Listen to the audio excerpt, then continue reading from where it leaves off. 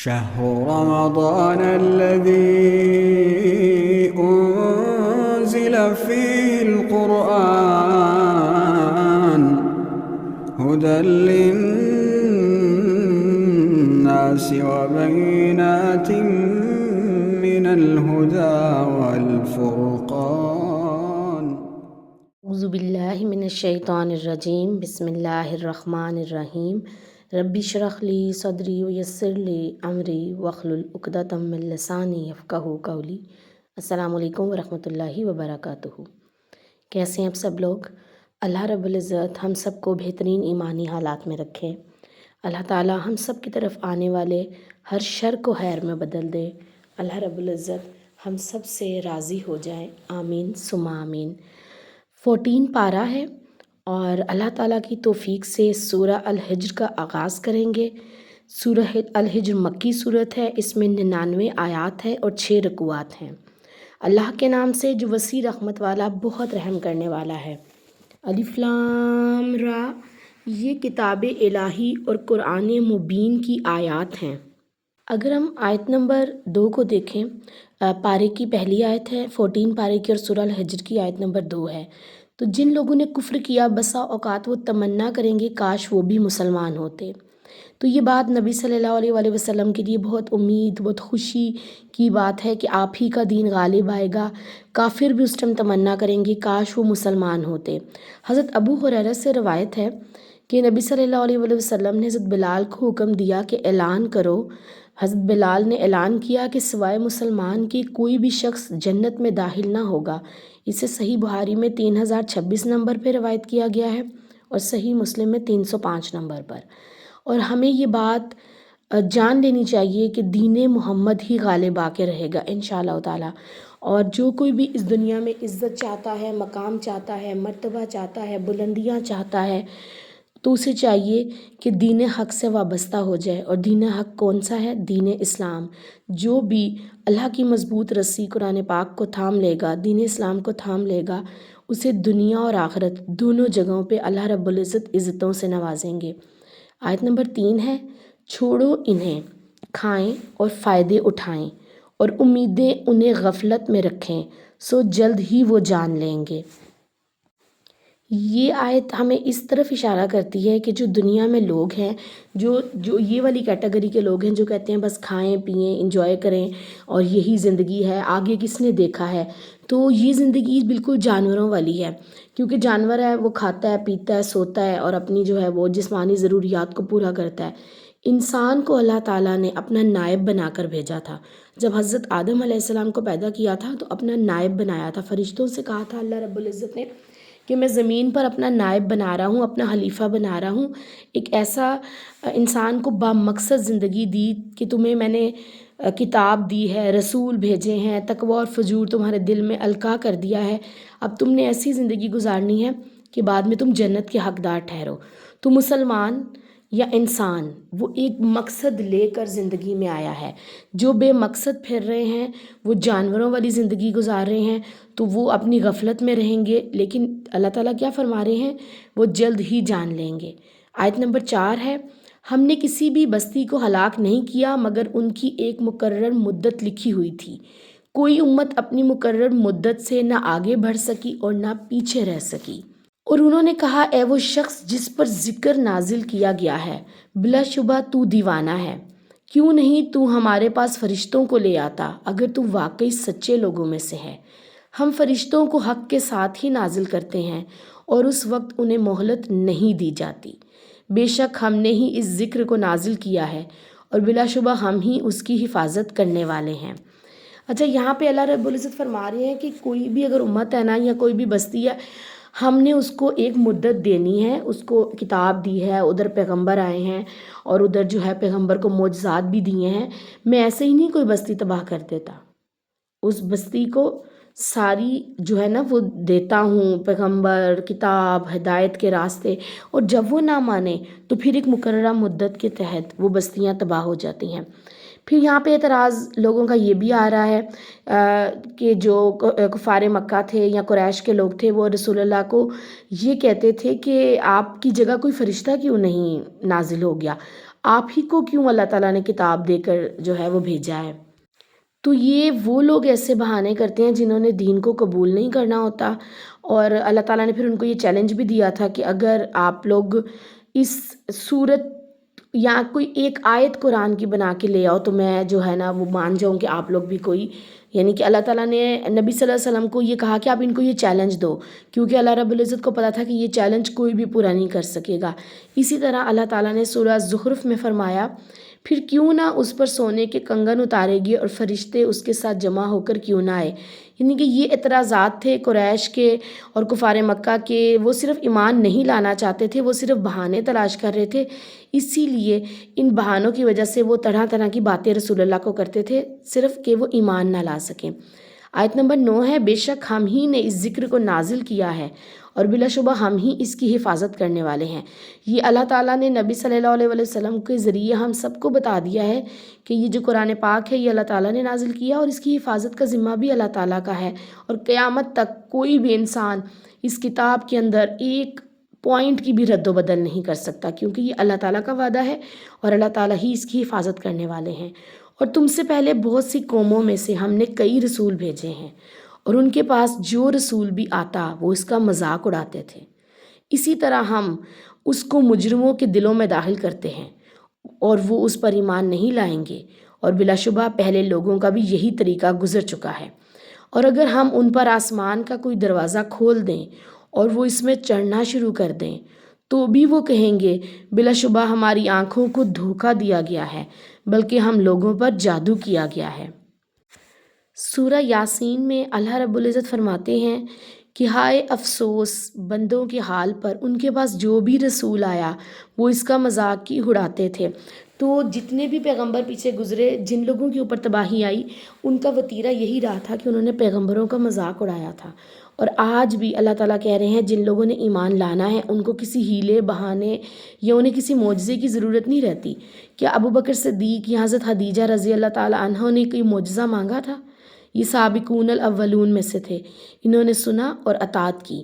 تو آج کے دور میں بھی ہمیں اللہ تعالیٰ سے دعا کرنی چاہیے کہ اللہ تعالیٰ ہمیں ایسے لوگوں میں شامل فرما لے کہ ہم تیرے کلام کو سنیں، ان آیات کو سنیں، ہمیں شرح صدر نصیب ہو جائے اور ہم سنتے ہی اس کو اپنے دل میں راسخ کرتے ہوئے اس پر عمل کریں، نہ کہ ہم دلائل ڈھونڈیں کہ ایسے نہیں تو ایسے کیوں نہیں۔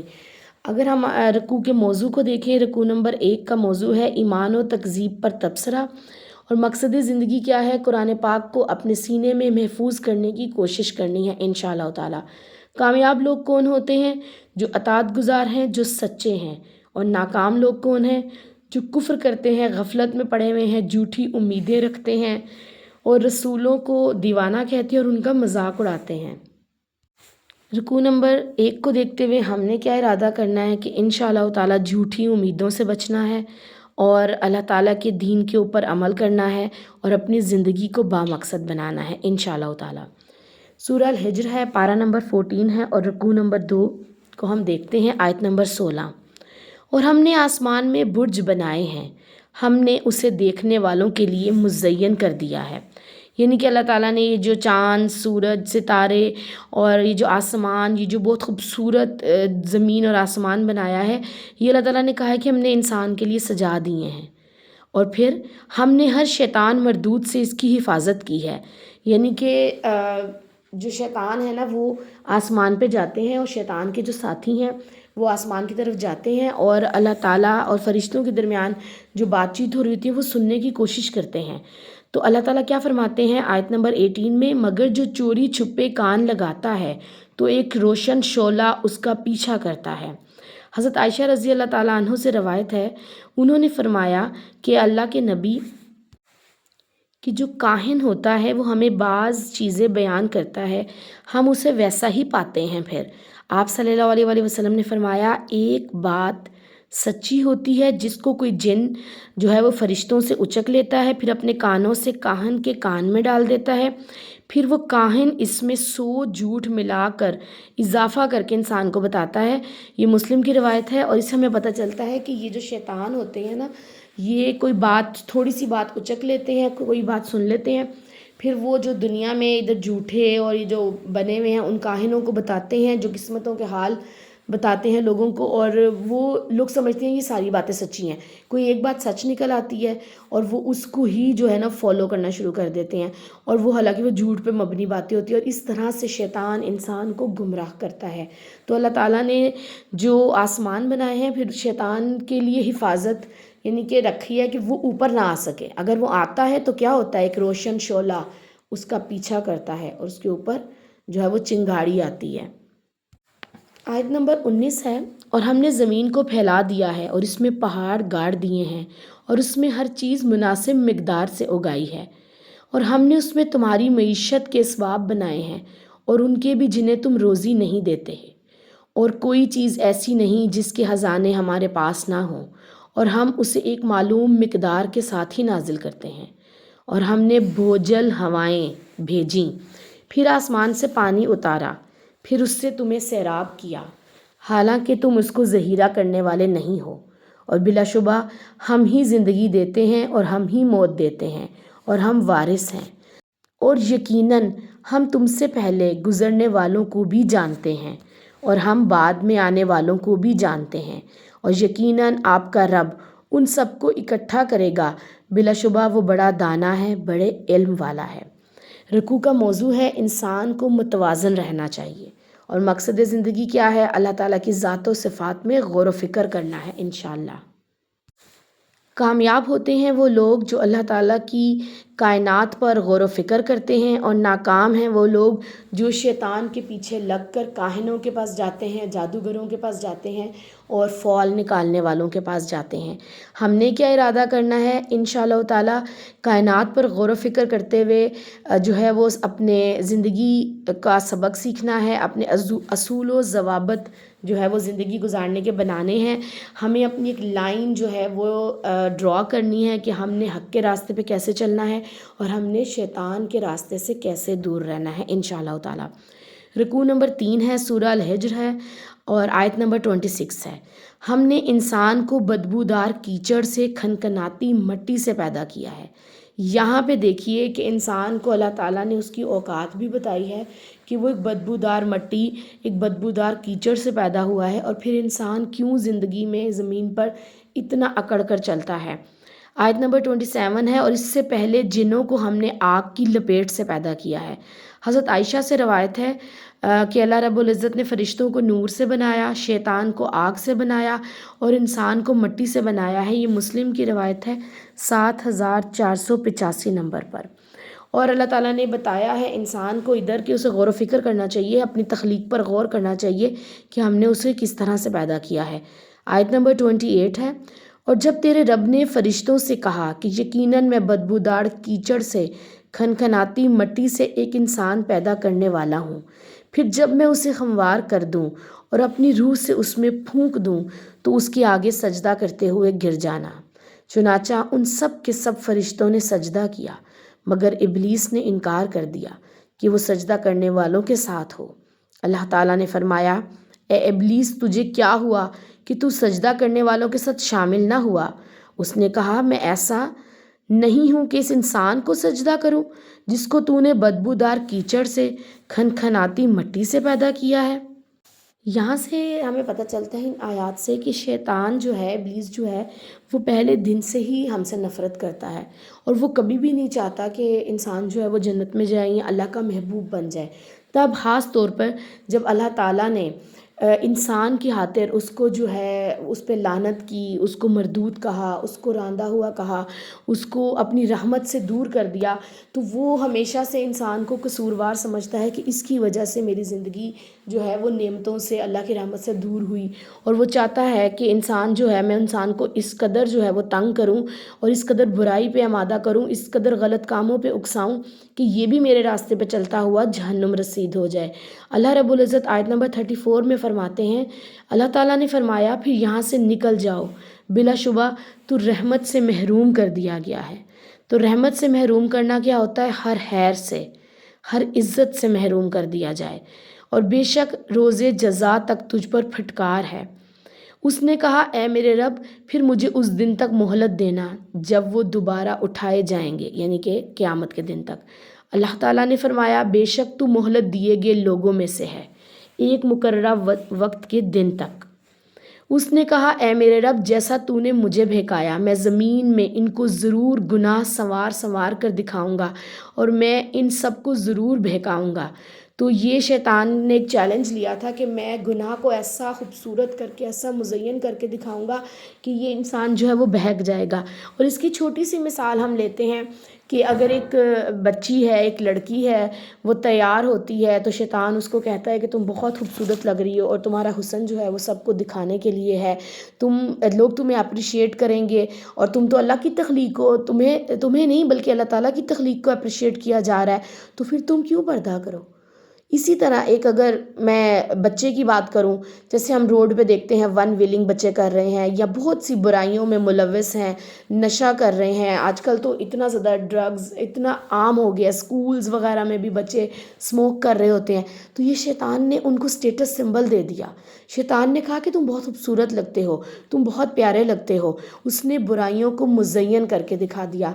اور پھر ایک اور چیز ہے کہ ہم لوگ ہمیشہ خواتین یا بچیوں کی حیا کی طرف تو توجہ کرتے ہیں، شیطان نے جو بچے ہیں، جو لڑکے ہیں، ان کی حیا کو جو ہے وہ ختم کر دیا ہے، وہ مزین کر دیا ہے کہ آپ میل ہیں تو آپ کے لیے یہ چیز جو ہے وہ ویلیویبل نہیں ہے، آپ کچھ بھی کر سکتے ہیں، آپ کیسا بھی لباس پہن سکتے ہیں، آپ کیسا بھی بیہیویئر کر سکتے ہیں۔ تو یہ شیطان نے ساری جو ہے نا وہ غلط باتیں انسان کو مزین کر کے دکھا دی ہیں، خوبصورت کر کے دکھا دی ہیں۔ اس دنیا کے اندر اتنی اس نے جو ہے وہ لگژریز ڈال دی ہیں اور رعنائیاں ڈال دی ہیں کہ جو ہے انسان وہ لڑکا ہو یا لڑکی ہو، میل ہے یا فیمیل ہے، وہ اس میں انوالو ہو رہا ہے۔ تو یہ آیت جو ہے وہ ہمیں ضرور سمجھنے کی ضرورت ہے کہ شیطان نے کہا تھا کہ اللہ جس طرح تو نے مجھے ایسے راندھا ہوا کیا نا، مجھ پر لعنت کی ہے، میں بدلہ لوں گا، میں زمین میں ان کو ضرور گناہ سنوار سنوار کر دکھاؤں گا، میں ضرور ان کو بہکاؤں گا۔ تو یہ جب وہ بار بار یہ چیلنج اس نے ایکسیپٹ کیا، تو جب بھی آپ کے ذہن میں کوئی ایسی بات آئے تو اس آیت کو ضرور یاد کریں کہ یہ شیطان ہمیں بہکا رہا ہے۔ آیت نمبر 40 ہے، مگر ان میں تیرے وہ بندے جنہیں چنا گیا ہے، یعنی کہ وہ بندے جو خالص اللہ تعالیٰ کے لیے ہیں، جنہیں اللہ تعالیٰ نے اخلاص کی دولت سے نوازا ہے، جو اللہ تعالیٰ کے خالص بندے ہیں، جن کے بارے میں سورہ البینہ میں اللہ تعالیٰ نے فرمایا انہیں اس کے سوا کوئی حکم نہیں دیا گیا کہ وہ خود کو اللہ کے دین کے لیے خالص کرتے ہوئے عبادت کرتے ہیں۔ تو جو اخلاص کا راستہ ہے نا، وہ انسان کو جو ہے وہ اللہ تعالیٰ کے ساتھ کنیکٹ کرتا ہے، اور شیطان اللہ تعالیٰ کے خالص بندوں سے ڈرتا ہے۔ وہ اس کو پتہ ہے کہ یہ بندے جو ہیں نا وہ کبھی میرے بہکاوے میں نہیں آئیں گے۔ اخلاص وہ ہوتا ہے جس عمل میں کوئی کھوٹ نہ ہو، اور ہم دیکھتے ہیں کہ انسان کے عمل میں کھوٹ کس طرح آتا ہے۔ جب انسان کی اپنی مرضی کسی کام میں شامل ہو جاتی ہے نا، تو اس کے اندر شیطان بھی شامل ہو جاتا ہے۔ جب ہم اللہ تعالیٰ کی مرضی کو پس پش ڈالتے ہیں نا اور اپنی مرضی کی زندگی جینا چاہتے ہیں، جیسے بہت سے بچے آج کے دور میں یہ بات کہتے ہیں کہ اگر والدین بھی کسی چیز سے منع کریں نا تو وہ کہتے ہیں یہ ہماری زندگی ہے، ہم اسے اپنی مرضی سے جئیں گے۔ اچھا، یہاں پہ والدین کی بھی تھوڑی سی مسٹیک ہے، وہ ہمیشہ بچے کو اپنے مطابق چلانا چاہتے ہیں، ہمیشہ بچے کو اللہ رب العزت کے احکامات کے مطابق چلائیں، انہیں یہ کہیں ہی نہ کہ یہ ہم آپ کو کہہ رہے ہیں، یہ ہمارا حکم ہے، یہ ہم نے کہا ہے کہ آپ سکارف لے لیں، یا ہم نے کہا ہے کہ اپنی نظریں نیچے رکھیں۔ ماں تربیت کرتی ہے تو بہت سی ایسی باتیں سکھاتی ہے کہ آپ جو ہے وہ اس طرح سے نہ کریں، نماز پڑھیں، عبادت کریں، سچ بولیں۔ اگر ہم یہ کنیکشن جو ہے نا وہ اللہ تعالیٰ کے ساتھ جوڑ دیں نا بچے کا، تو بہت سے کام آسان ہو جاتے ہیں۔ اب اسے کوئی یہ میرا حکم تو ہے ہی نہیں، یہ میری رائے نہیں ہے، بیٹا یہ اللہ تعالیٰ کا حکم ہے، اللہ تعالیٰ کے لیے خالص ہو جاؤ، اللہ تعالیٰ کے لیے اپنے تمام کام کرو، کسی بھی انسان کے لیے نہیں کرنے، چاہے وہ ماں ہے، چاہے وہ باپ ہے، چاہے وہ بہن ہے۔ اسی طرح اگر میاں بیوی کا رشتہ ہے تو بعض دفعہ ہسبینڈ اتنے کنٹرولنگ ہوتے ہیں کہ وہ بیوی کو اپنی وہ ٹھیک ہی رہے ہوتے ہیں، وہ اللہ تعالیٰ کی بات بتا رہے ہوتے ہیں، وہ اللہ تعالیٰ کی حدود کو بتا رہے ہوتے ہیں، لیکن وہ اپنا کہہ کے جب بتاتے ہیں نا تو یہ انسان کے اندر ایک انسانی نیچر ہے کہ وہ کسی انسان کے تابع نہیں ہوتا، اور ہونا بھی نہیں چاہیے۔ تو جب ہم کہہ دیں گے نا کہ اللہ تعالیٰ نے کسی عورت کے لیے یہ حدود مقرر کی ہیں ایز اے وائف یا ایز اے بیٹی یا ایز اے بہن یا ایز اے مطلب لیڈی یا ایز اے میل ممبر، جو اللہ تعالیٰ نے حدود ایک آدمی کی بتائی ہیں، تو اگر وہ فیمیل بھی اس کو بتانا چاہ رہی ہوتی ہے تو وہ اپنا کہہ کے جب بتاتی ہے تو میل ڈومینیٹنگ سوسائٹی میں آدمی ایکسیپٹ نہیں کرتا یہ باتیں. لیکن جب ہم کنیکشن اللہ تعالیٰ کے ساتھ کر دیں گے نا، جب انسان یہ سوچ لے گا کہ کچھ بھی کام میری مرضی سے ہے ہی نہیں، یہ زندگی نہ میری ہے تو اس میں میری مرضی بھی نہیں چلے گی، یہ زندگی اللہ رب العزت کی عطا کی گئی ہے، یہ کتاب اللہ تعالیٰ نے بھیجی ہے، پیغمبر اللہ تعالیٰ نے بھیجے ہیں، شریعت کا قانون اللہ تعالیٰ نے نافذ کیا ہے، یہ حدود اللہ تعالیٰ نے بنائی ہیں، تو پھر کوئی بھی میل ممبر ہے یا فیمیل ممبر ہے اس کو زندگی گزارنے میں تنگی نہیں ہوگی. پرابلم ہی وہاں آتی ہے جب ہم کنٹرول کرتے ہیں کسی کی زندگی، وہ ایز اے پیرنٹس ہو، ایز اے ہسبینڈ ہو، ایز اے وائف ہو، یا ایز اے بہن بھائی ہو، یا ایز اے ٹیچر ہو. تو کنٹرول کس کے ہاتھ میں ہے؟ اللہ تعالیٰ کے ہاتھ میں. جب کنٹرولنگ پاور ایک پاورفل ہستی کے ہاتھ میں ہوگی تو کبھی بھی کوئی انسان ڈی ٹریک نہیں ہوگا انشاءاللہ تعالیٰ. پھر ہم دیکھتے ہیں ہم کھوٹ اور اخلاص کے بارے میں بات کر رہے تھے کہ جب انسان کی اپنی مرضی کسی کام میں شامل ہو جاتی ہے تو کھوٹ جو ہے وہ خود بخود آ جاتا ہے. لیکن جس کام میں اللہ رب العزت کی مرضی شامل ہوگی اس کام میں اخلاص آئے گا انشاءاللہ.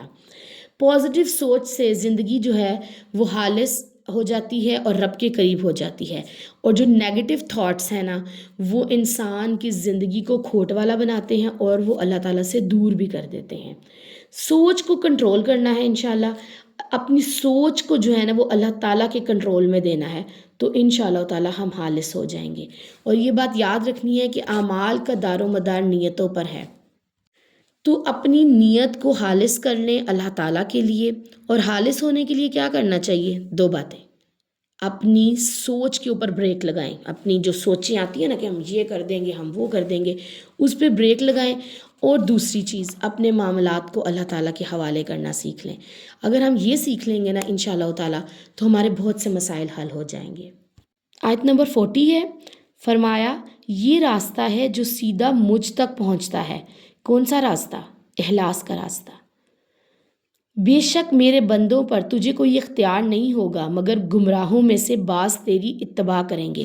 اچھا، اللہ تعالیٰ کو بھی بہت یقین ہے کہ جو میرے بندے ہیں، جو اللہ تعالیٰ کے راستے پہ چلنے والے انسان ہیں، وہ کبھی بھی شیطان کے راستے پہ نہیں چلیں گے. اور اللہ کے راستے پہ چلنے والا کون ہے؟ جس نے کتاب اللہ اور سنت رسول کو تھام لیا ہے.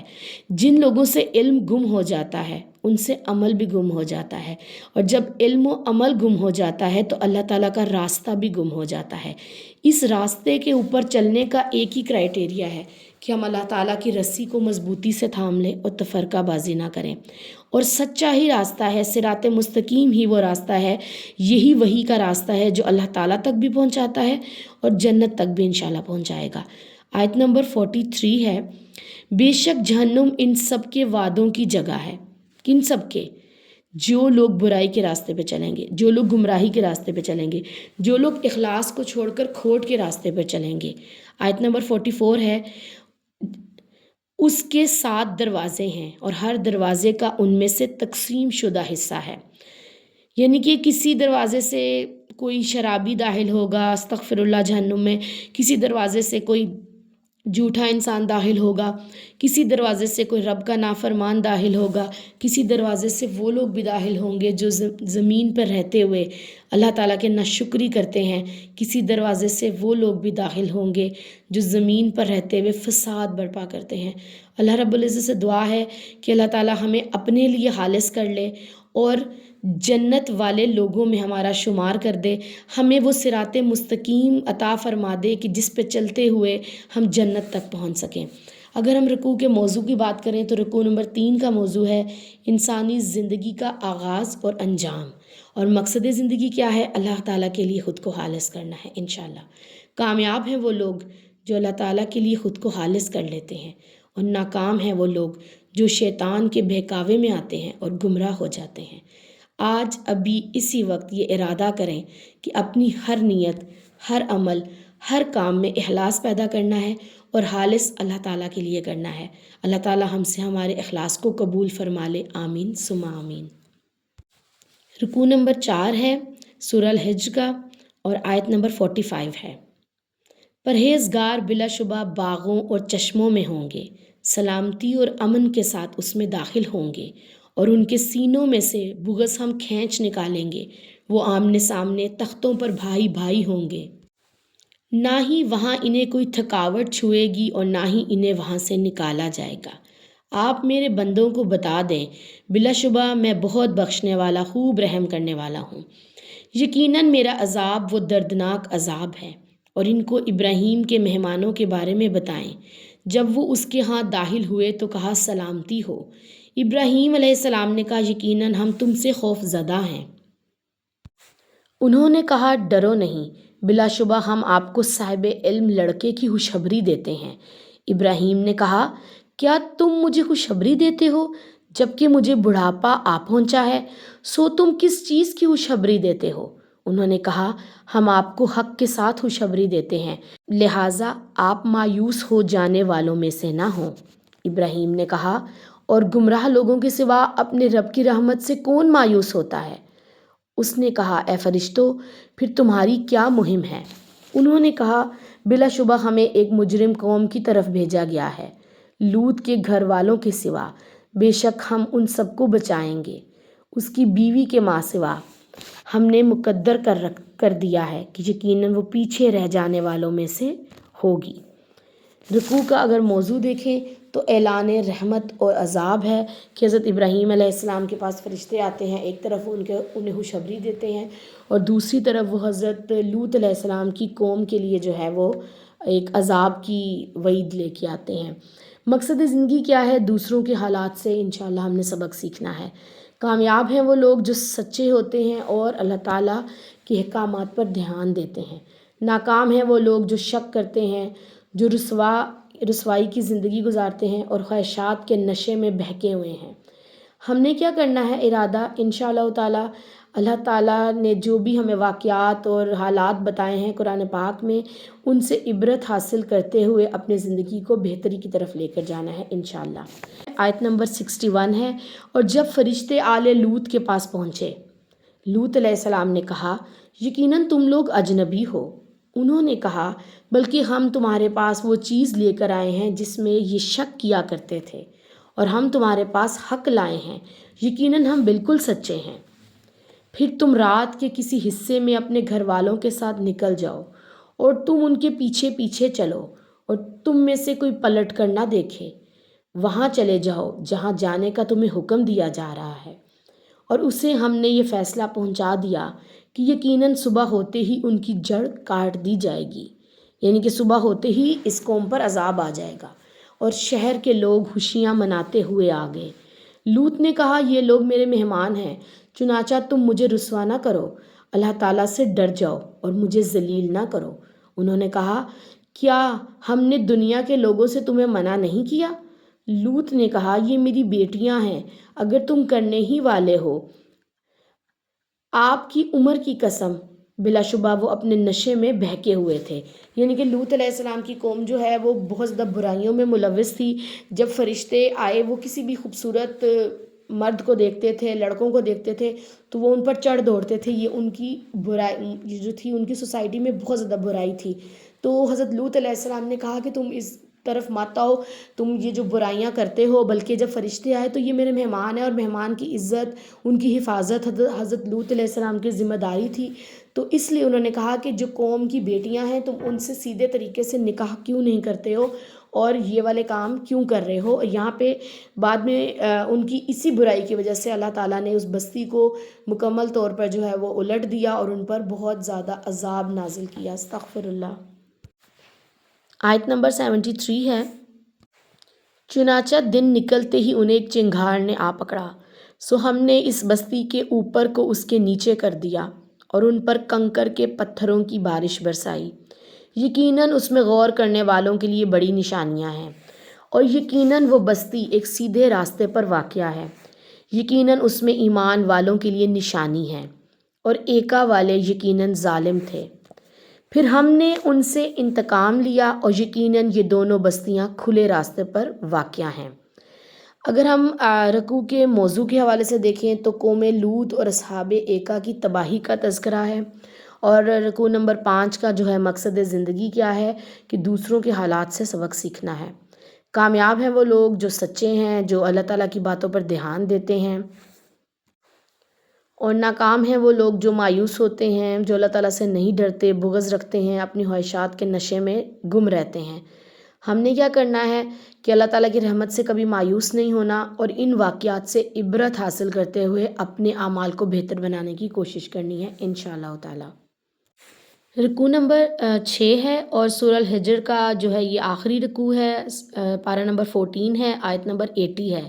اور ہجر والوں نے بھی رسولوں کو جھٹلایا تھا، یعنی کہ اللہ تعالیٰ کے نبی کو حوصلہ دیا جا رہا ہے کہ اللہ کے نبی آپ پریشان نہ ہوں، یہ جو جتنے بھی پچھلے انبیاء گزرے ہیں ان کے بھی قوم نے رسولوں کو جھٹلایا، آپ کوئی پہلے واحد نہیں ہے، تو آپ غم زدہ نہ ہوں۔ ان واقعات سے اللہ رب العزت نبی صلی اللہ علیہ وآلہ وسلم کے دل کو مضبوط کر رہے ہیں کہ آپ پریشان نہ ہوں، بس آپ حق کے راستے پہ چلتے رہیں، صراط مستقیم پر چلتے رہیں، لوگوں کو دین کی دعوت دیتے رہیں۔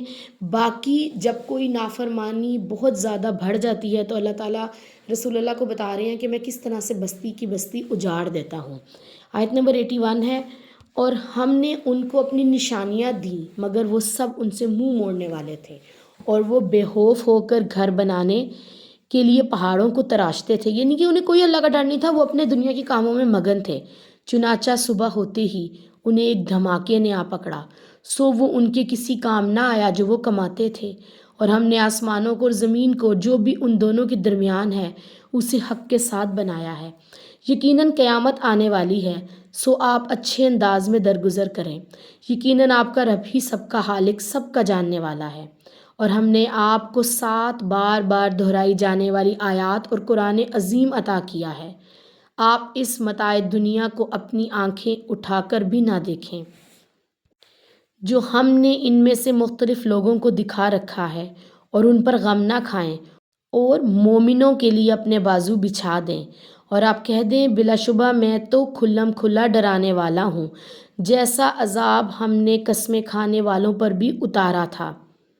یہ قوم صالح کی بات ہے جو قسمیں کھانے والے تھے۔ یہاں پہ ہم دیکھتے ہیں کہ حضرت ابو ہریرہ رضی اللہ تعالیٰ عنہ سے روایت ہے کہ نبی صلی اللہ علیہ وآلہ وسلم نے فرمایا کہ ام القرا 7 مثانی سورہ الفاتحہ کو کہا گیا ہے، یعنی کہ یہ وہ 7 آیات ہیں جو بار بار قرآن میں بھی دہرائی جا رہی ہیں، اور نماز میں ہم دن میں کتنی بار انسان اپنی زندگی میں پڑھتا ہے، اور اس سورہ الفاتحہ کے بغیر نماز بھی نہیں ہوتی۔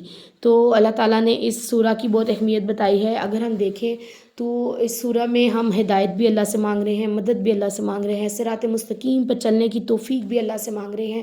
اس میں اللہ تعالیٰ کی کبریائی بھی بیان ہو رہی ہے کہ وہ تمام عالم کا رب ہے، وہ رحمان ہے، وہ رحیم ہے، وہ قیامت کے دن کا مالک ہے۔ تو یہ ایک سورت جو ہے ایک مومن کی زندگی کا ایک کمپلیٹ پیکج ہے، اور جو ہے وہ اللہ تعالیٰ کہہ رہے ہیں کہ اس کو اپنی زندگی کا حصہ ہم نے انشاءاللہ تعالیٰ بنانا ہے، کہ اس کو یہ سورہ شفا بھی ہے، یہ 7 مثانی بھی ہے، یہ ام القرآن بھی ہے۔ تو انشاءاللہ تعالیٰ اللہ تعالیٰ سے دعا ہے کہ اللہ تعالیٰ ہمیں سورہ الفاتحہ کا فہم عطا فرما دے، آمین ثم آمین۔ آیت نمبر 91 ہے، جن لوگوں نے قرآن کو ٹکڑے ٹکڑے کر دیا، قسم ہے آپ کے رب کی ہم ضرور ان سب سے پوچھیں گے اس کے متعلق جو وہ عمل کرتے تھے، چنانچہ جس کا آپ کو حکم ملا ہے اسے کھلم کھلا کہہ دیں اور مشرکوں سے منہ موڑیں۔ بلا شبہ آپ کی جانب سے مذاق اڑانے والوں کو ہم ہی کافی ہیں، جو اللہ تعالیٰ کے ساتھ دوسرے معبود بناتے ہیں، چنانچہ جلد ہی وہ جان لیں گے۔ بلا شبہ ہم جانتے ہیں آپ کا دل بے شک اس سے تنگ ہوتا ہے جو وہ کہتے ہیں، چنانچہ آپ اپنے رب کی حمد کے ساتھ تسبیح بیان کریں، سجدہ کرنے والوں میں سے ہو جائیں، اور اپنے رب کی عبادت کرتے رہیں یہاں تک کہ آپ کو موت آ جائے۔ یہاں پہ جو ٹکڑے ٹکڑے قرآن کو بتایا گیا ہے اس میں ہم دیکھتے ہیں کہ کچھ آیات جو انسان کو اپنے مطابق لگتی ہیں وہ جو ہے وہ انسان اس پہ عمل کر لیتا ہے اور اس کو ہی آگے بیان کرتا ہے۔ جہاں پہ اس کو کچھ سمجھ نہیں آتی یا جو اس کے مزاج پہ گراں گزرتے ہیں احکامات، وہ ان کو پس پش ڈال دیتا ہے۔ تو اللہ تعالیٰ کہہ رہے ہیں کہ جو انسان نے اس طرح سے قرآن کو اپنی مرضی سے ٹکڑے ٹکڑے کر دیا نا، وہ اس سے اس کی جواب دہی جو ہے نا ہوگی۔ اگر ہم رکوع کے موضوع کی طرف آئیں تو آخری گھڑی تک رب کے غلام رہنا ہے انشاءاللہ، اور مقصد زندگی کیا ہے کہ رب کی عبادت کرنی ہے۔ کامیاب ہیں وہ لوگ جو درگزر کرتے ہیں، کامیاب ہیں وہ لوگ جو متاع دنیا کی طرف آنکھ اٹھا کر بھی نہیں دیکھتے، یعنی کہ انہیں دنیا کا فائدہ نہیں چاہیے، ان کو آخرت کا فائدہ ہی چاہیے۔ اور کامیاب ہیں وہ لوگ جو ایمان والوں کے لیے بازو بچھاتے ہیں۔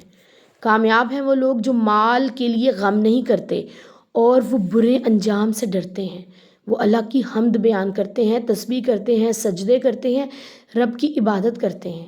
اور ناکام ہیں وہ لوگ جو نشانیوں سے، رب کی نشانیوں سے منہ موڑتے ہیں، جو بے خوف ہو کر اپنی دنیا کی زندگی میں انوالو رہتے ہیں، جو قرآن پاک کو ٹکڑے ٹکڑے کر دیتے ہیں، اس کے احکامات کو الگ الگ کر دیتے ہیں، جو دین اور دین والوں کا مذاق اڑاتے ہیں، جو اللہ تعالیٰ کے ساتھ دوسرے معبود بناتے ہیں۔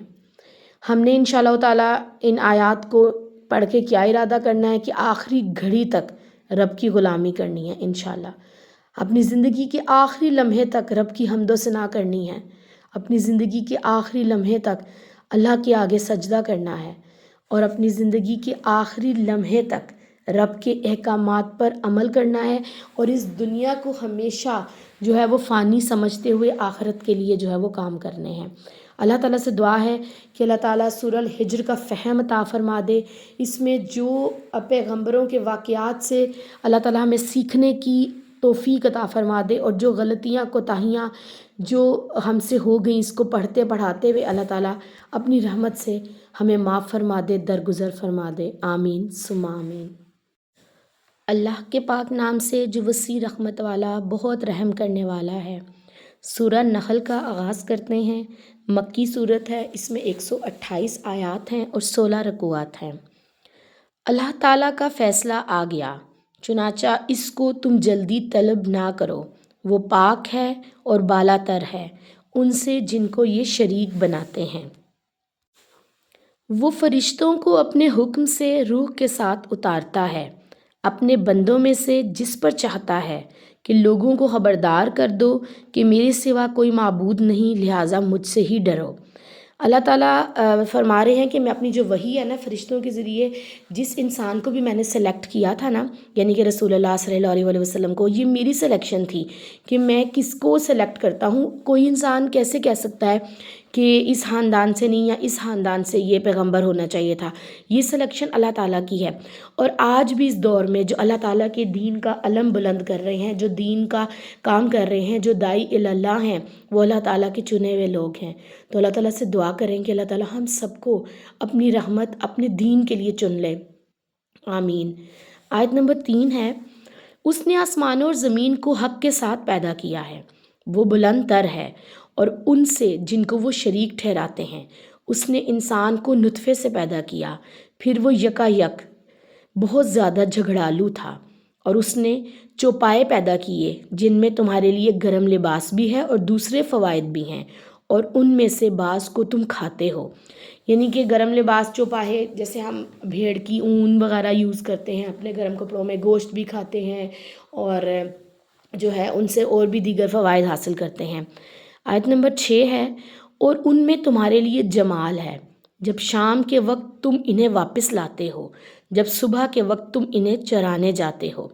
یعنی کہ مویشیوں کی لائف میں ایک سبق بھی ہے، ایک ڈسپلن اللہ تعالیٰ نے ان کی جو لائف میں رکھا ہے۔ اگر ہم ایک ریوڑ کو دیکھتے ہیں تو وہ بہت ایکوریسی سے، بہت ڈسپلن سے کہیں جا رہے ہوتے ہیں، صبح کو وہ نکلتے ہیں چرنے چگنے، شام کو وہ واپس آتے ہیں۔ اللہ تعالیٰ نے رزق حلال کے لیے بھی جو انسان کو بتایا ہے وے کہ وہ صبح کو جائے اپنے کام کرے اور شام کو جو ہے وہ لوٹ کے واپس گھر آئے، اور وہ بہت ایکوریٹ رہے، اسٹریٹ رہے، اپنی ڈائریکشن کو نہ تبدیل کرے۔ جو اللہ تعالیٰ نے رزق حلال کے لیے جو کرائٹیریاز بتائے ہیں انہی کرائٹیریاز پر چلتے ہوئے، اللہ تعالیٰ کی عبادت کرتے ہوئے، اللہ تعالیٰ کی حدود کا خیال رکھتے ہوئے جو ہے نا وہ انسان اپنے تمام کام پورے کرے۔ اور پھر ہم دیکھتے ہیں کہ مویشیوں کے اندر ایک خوبصورتی اور وہ ایک جمال بھی اللہ تعالیٰ نے انسان کے لیے رکھ دیا ہے۔ آیت نمبر 7 ہے، اور وہ تمہارے بوجھ ان مقامات تک اٹھا لے جاتے ہیں جہاں تم سخت مشقت اٹھائے بغیر نہیں پہنچ سکتے۔ یقیناً تمہارا رب بڑی شفقت کرنے والا، بڑا رحم کرنے والا ہے۔ اور اس نے گھوڑوں کو اور ہچروں کو اور گدھوں کو زینت کے لیے پیدا کیا، اور تاکہ تم ان پر سواری کرو، اور وہ بہت سی چیزیں پیدا کرے گا جن کو تم نہیں جانتے۔ اور سیدھا راستہ اللہ تعالیٰ تک پہنچاتا ہے، اور ان میں بعض راستے ٹیڑھے بھی ہیں، اور اگر اللہ تعالیٰ چاہتا تو تم سب کو ہدایت دے دیتا۔ اچھا، اب ہم دیکھتے ہیں کہ سیدھا راستہ کیا ہے۔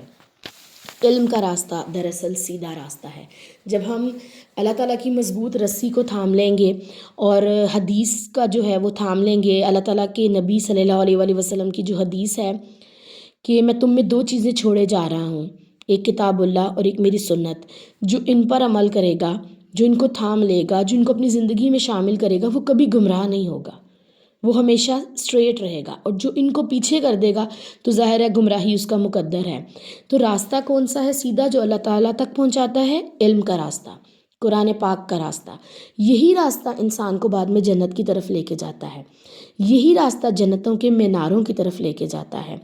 حضرت عبداللہ بن مسعود سے روایت ہے کہ نبی صلی اللہ علیہ وآلہ وسلم نے فرمایا، ہمارے سامنے انہوں نے اس آیت کو سمجھانے کے لیے خط کھینچا، یعنی کہ ایک اسٹریٹ لائن کھینچی، اور اس کے ارد گرد دائیں بائیں مختلف لائنیں اور کھینچی، جیسے وہ پرانے زمانے میں ہم تھوڑا سا بیک پہ جائیں تو انٹیناز ہوتے تھے، اس طرح سے ڈھیر ساری اور لائنز کھینچی، اور ہمیں سمجھایا کہ یہ جو اسٹریٹ لائن ہے نا، یہ بالکل ایک سیدھا راستہ ہے جو اللہ تعالیٰ کی طرف جاتا ہے، اور جو دائیں بائیں اور ارد گرد جو راستے ہیں نا، یہ شیطان انسان کو کبھی اچک لے گا، کبھی کوئی چیز اور مزین کر کے دکھا دے گا، کبھی دنیا کی کوئی رعنائی بتا دے گا، کبھی کوئی رشتہ رکاوٹ ہمارے لیے بن جائے گا، کبھی کوئی کام دنیاوی ہمارے لیے رکاوٹ بن جائے گا، لیکن ہم نے ان راستوں کی طرف نہیں جانا، ہم نے اس اسٹریٹ راستے کی طرف رہنا ہے۔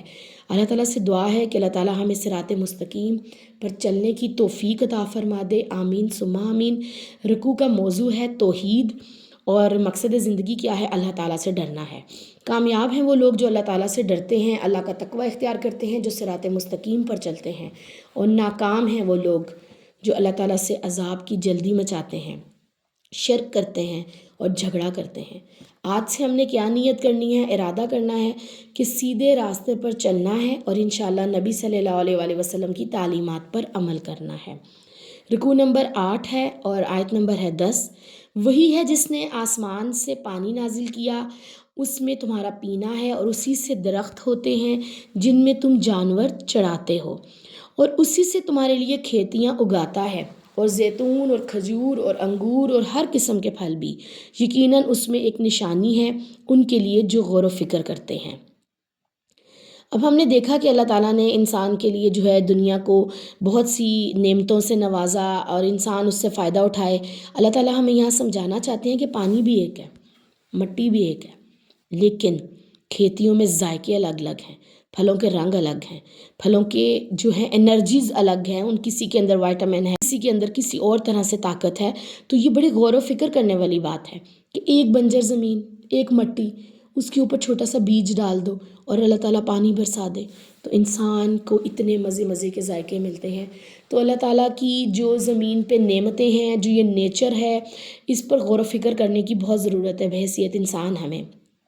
آیت نمبر 12 ہے، اور اس نے تمہارے لیے رات اور دن اور سورج اور چاند کو مسخر کیا ہے، اور تارے بھی اس کے حکم سے مسخر ہیں۔ بلا شبہ اس میں بہت سی نشانیاں ہیں ان کے لیے جو عقل رکھتے ہیں، اور زمین میں جو چیز اس نے تمہارے لیے پیدا کی ہیں ان کے مختلف رنگ ہیں، بلا شبہ اس میں ایک نشانی ہے ان کے لیے جو سبق حاصل کرتے ہیں۔ اور وہی ہے جس نے سمندر کو مسخر کیا تاکہ تم اس میں سے تر و تازہ گوشت کھاؤ، اور اس سے تم زیور نکالو جسے تم پہنتے ہو، اور اس میں آپ دیکھتے ہیں کشتیاں پانی کو چیرتی جاتی ہیں تاکہ تم اس کا فضل تلاش کرو، تاکہ تم شکر ادا کرتے رہو۔ اللہ تعالیٰ نے زمین کے بعد آسمان کی مثال دی کہ کیسے میں نے انسان کے لیے خوبصورتیاں اور رعنائیاں آسمانوں پہ مسخر کر دی ہیں۔ پھر اللہ رب العزت نے فرمایا کہ یہ ایک سبق ہے انسان کے لیے۔ پھر سمندروں کی بھی بات کی کہ کیسے جیسے مچھلی کا گوشت ہے اور سمندر کے اندر سے زیورات، ہیرے اور جواہرات نکلتے ہیں جو انسان کے لیے جو ہے وہ فائنینشلی اس کو اسٹرانگ کرتے ہیں، وہ اللہ تعالیٰ کا فضل ہے انسان کے اوپر۔ اور بدلے میں اللہ تعالیٰ نے کیا چاہا کہ اے میرے بندے تو صرف شکر گزار رویہ اختیار کر، کہ تم شکر ادا کرنے والے بن جاؤ، میں تمہیں مزید عطا کروں گا۔ اللہ تعالیٰ سے دعا ہے کہ اللہ تعالیٰ ہمیں شکر ادا کرنے والی زبان، شکر ادا کرنے والا دل، شکر ادا کرنے والی سوچ عطا فرما دے، آمین ثم آمین۔ آیت نمبر 15 ہے، اور اس نے زمین میں پہاڑ گاڑ دیے کہ تمہیں لے کر ڈگمگانے نہ لگیں، اور اس میں دریا اور راستے بنا دیے تاکہ تم ہدایت پاؤ، اور بہت سی علامتیں ہیں اور تاروں سے بھی وہ ہدایت پاتے ہیں۔ تو جو پیدا کرتا ہے وہ اس جیسا ہے جو پیدا نہیں کر سکتا۔ کیا پھر تم سبق حاصل نہیں کرتے ہو؟ اور اگر تم اللہ تعالیٰ کی نعمتیں شمار کرنا چاہو تو تم انہیں شمار نہیں کر سکتے۔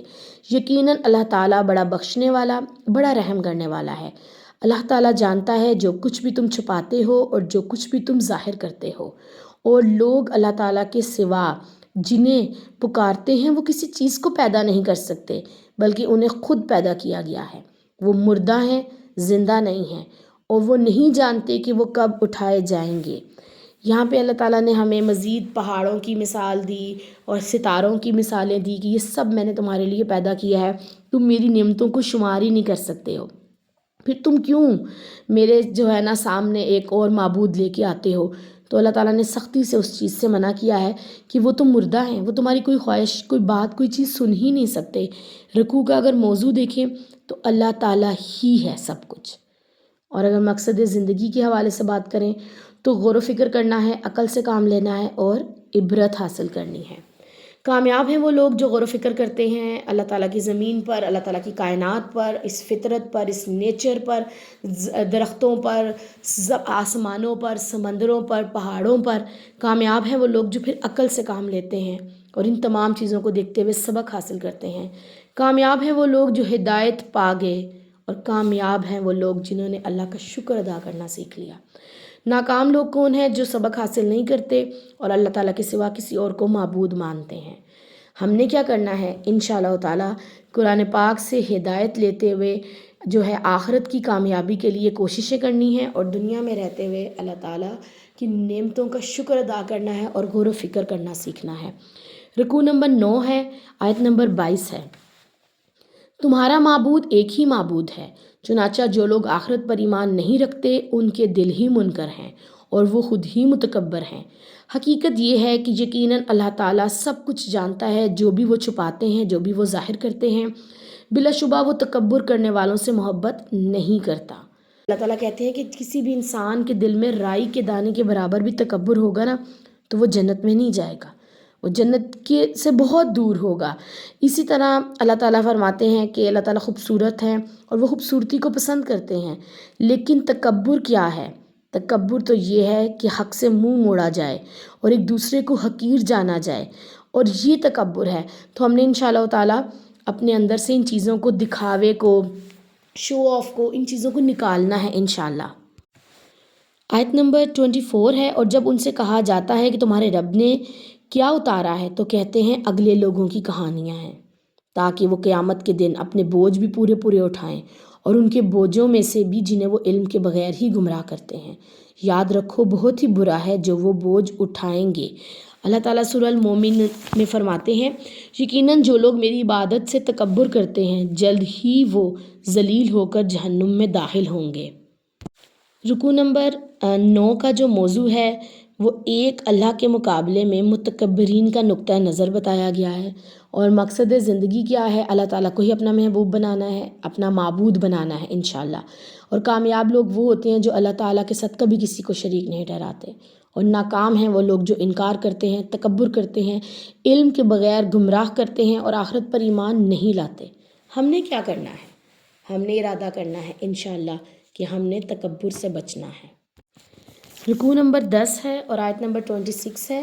جو ان سے پہلے تھے انہوں نے بھی مکر کیا تھا، چنانچہ اللہ تعالیٰ نے ان کی عمارت کو بنیادوں ہی سے اکھاڑ دیا، سو ان کے اوپر سے چھتیں ان پر گر پڑیں اور ایسے رخ سے ان پر عذاب آ گیا جہاں سے وہ سمجھتے نہیں تھے۔ پھر قیامت کے دن اللہ تعالیٰ ان کو رسوا کرے گا اور وہ کہے گا کہ میرے وہ شریک کہاں ہیں جن کے بارے میں تم جھگڑا کیا کرتے تھے؟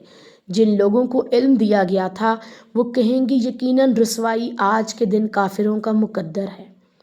جن کو فرشتے اس حال میں وفات دیتے ہیں کہ وہ اپنی جانوں پر ظلم کرنے والے ہوتے ہیں تو وہ سر تسلیم ہم کر دیتے ہیں کہ ہم تو کوئی برا کام نہیں کریں گے، کیوں نہیں؟ یقیناً اللہ تعالیٰ خوب جاننے والا ہے جو بھی تم کیا کرتے تھے۔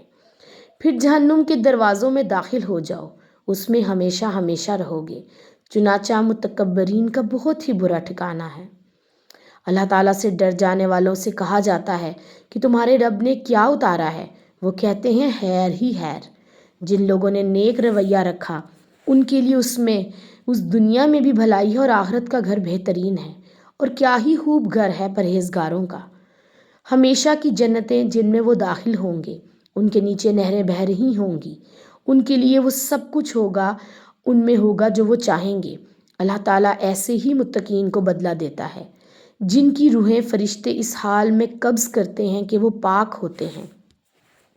وہ کہتے ہیں کہ تم پر سلامتی ہو، ان اعمال کے بدلے جنت میں داخل ہو جاؤ جو تم کیا کرتے تھے۔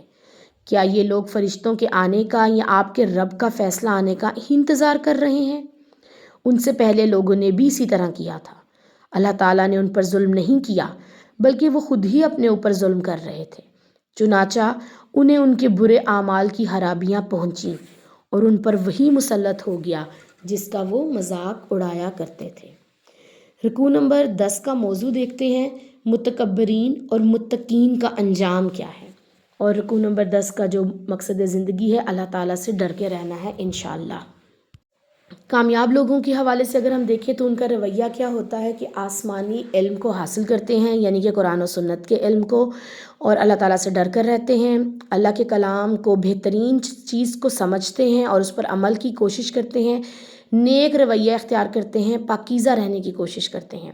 ناکام ہیں وہ لوگ جو بری چالیں چلتے ہیں، اپنی جانوں پر ظلم کرتے ہیں، تکبر کرتے ہیں اور دین والوں کا مذاق اڑاتے ہیں۔ ہم نے کیا کرنا ہے؟ انشاءاللہ تعالیٰ اس کلام کو، رب کی باتوں کو تھامتے ہوئے زندگی جو ہے وہ آگے گزارنی ہے اور کوشش کرنی ہے کہ متقین میں شامل ہوں انشاءاللہ تعالیٰ۔ سورہ نحل ہے اور رکوع نمبر 11 کو دیکھتے ہیں، آیت نمبر 35۔ اور جن لوگوں نے شرک کیا ہے وہ کہتے ہیں کہ اگر اللہ تعالیٰ چاہتا تو نہ ہم اور نہ ہی ہمارے باپ دادا اس کے سوا کسی کی عبادت کرتے، اور نہ ہم اس کے حکم کے بغیر کسی چیز کو حرام کرتے۔ ان سے پہلے لوگوں نے بھی ایسا ہی کیا۔ رسولوں پر صاف صاف پہنچا دینے کے سوا کوئی بھی ذمہ داری نہیں ہے، اور ہم نے ہر امت میں ایک رسول بھیجا کہ اللہ تعالیٰ کی عبادت کرو اور طاغوت سے اجتناب کرو۔ چنانچہ ان میں کچھ کو اللہ تعالیٰ نے ہدایت دی اور ان میں سے کچھ وہ تھے جن پر گمراہی مسلط ہو گئی۔ سو تم زمین میں سیر کرو، چلو پھرو، پھر دیکھو کہ جھٹلانے والوں کا انجام کیا ہوا۔ اور اگر آپ ان کی ہدایت کے خواہش مند ہیں تو یقیناً اللہ تعالیٰ اس کو ہدایت نہیں دیتا جسے وہ گمراہ کر دیتا ہے، اور نہ ہی ایسے لوگوں کا کوئی مددگار ہوتا ہے۔ اور وہ لوگ اللہ تعالیٰ کے نام کی پختہ قسمیں کھاتے ہیں، جو مر جائے گا اللہ تعالیٰ اسے دوبارہ نہیں اٹھائے گا۔ کیوں نہیں؟ یہ اس کے ذمے ایک پکا وعدہ ہے، لیکن اکثر لوگ نہیں جانتے، تاکہ وہ ان کے لیے واضح کر دے جس میں وہ اختلاف کیا کرتے تھے، اور تاکہ جنہوں نے انکار کیا ہے وہ جان پائیں کہ بلا شبہ وہی جھوٹے تھے۔ اور جب ہم کسی چیز کا ارادہ کرتے ہیں تو ہمارا اسے کن ہی کہنا ہوتا ہے، بس وہ ہو جاتی ہے۔ رکوع کا موضوع ہے متکبرین کے نقطہ نظر کا رد۔ جو متکبرین نے نقطہ اپنا پیش کیا اس کا رد ہے، اور مقصد زندگی کیا ہے رکوع نمبر 11 کی، کہ اللہ تعالیٰ کی عبادت کرنی ہے انشاءاللہ۔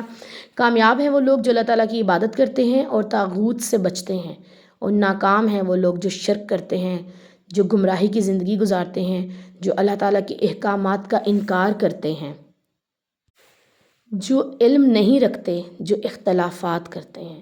ہم نے کیا کرنا ہے؟ انشاءاللہ کامیاب لوگوں کی رویے کو اپناتے ہوئے اللہ تعالیٰ کے ساتھ اپنے تعلق کو مضبوط کرنا ہے۔ رکوع نمبر 12 ہے اور آیت نمبر 42 ہے۔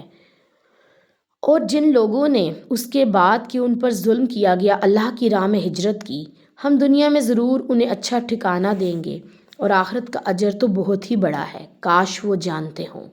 جن لوگوں نے صبر کیا اپنے رب پر ہی وہ بھروسہ کرتے ہیں۔ اور ہم نے آپ سے پہلے جتنے بھی رسول بھیجے وہ آدمی ہی تھے جنہیں ہم وحی کیا کرتے تھے، چنانچہ اہل علم سے پوچھ لو اگر وہ خود نہیں جانتے، دلیلوں اور کتابوں کے ساتھ۔ اور ہم نے آپ پر ذکر اتارا ہے تاکہ آپ لوگوں کے لیے اس کی وضاحت کر دیں جو ان کی جانب نازل کیا گیا ہے، تاکہ وہ غور و فکر کرتے رہیں۔ جو لوگ بری تدبیریں کرتے ہیں کیا اس بات سے وہ بالکل ہی بے خوف ہیں کہ اللہ تعالیٰ انہیں زمین میں دھنسا دے یا ان پر عذاب وہاں سے آ جائے جہاں سے وہ سمجھتے ہی نہ ہوں، یا وہ انہیں چلتے پھرتے ہی پکڑ لے چنانچہ وہ عاجز کرنے والے نہیں، یا وہ انہیں ڈرا دھمکا کر پکڑ لے، پھر یقیناً تمہارا رب انتہائی شفقت کرنے والا بہت رحم کرنے والا ہے۔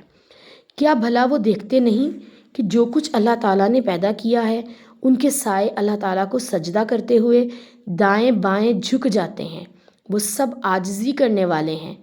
آسمانوں کے تمام فرشتے اور زمین کے تمام جاندار اللہ تعالیٰ ہی کو سجدہ کرتے ہیں اور وہ تکبر نہیں کرتے، اور وہ اپنے رب سے جو ان کے اوپر ہے ڈرتے ہیں، اور جو حکم بھی انہیں دیا جاتا ہے وہی بجا لاتے ہیں۔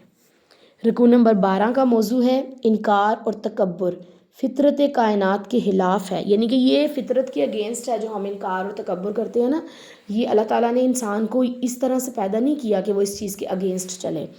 اور رکوع نمبر 12 کا جو مقصد زندگی ہے لوگوں کے لیے اللہ تعالیٰ کی کتاب کو واضح کرنا ہے انشاءاللہ تعالیٰ۔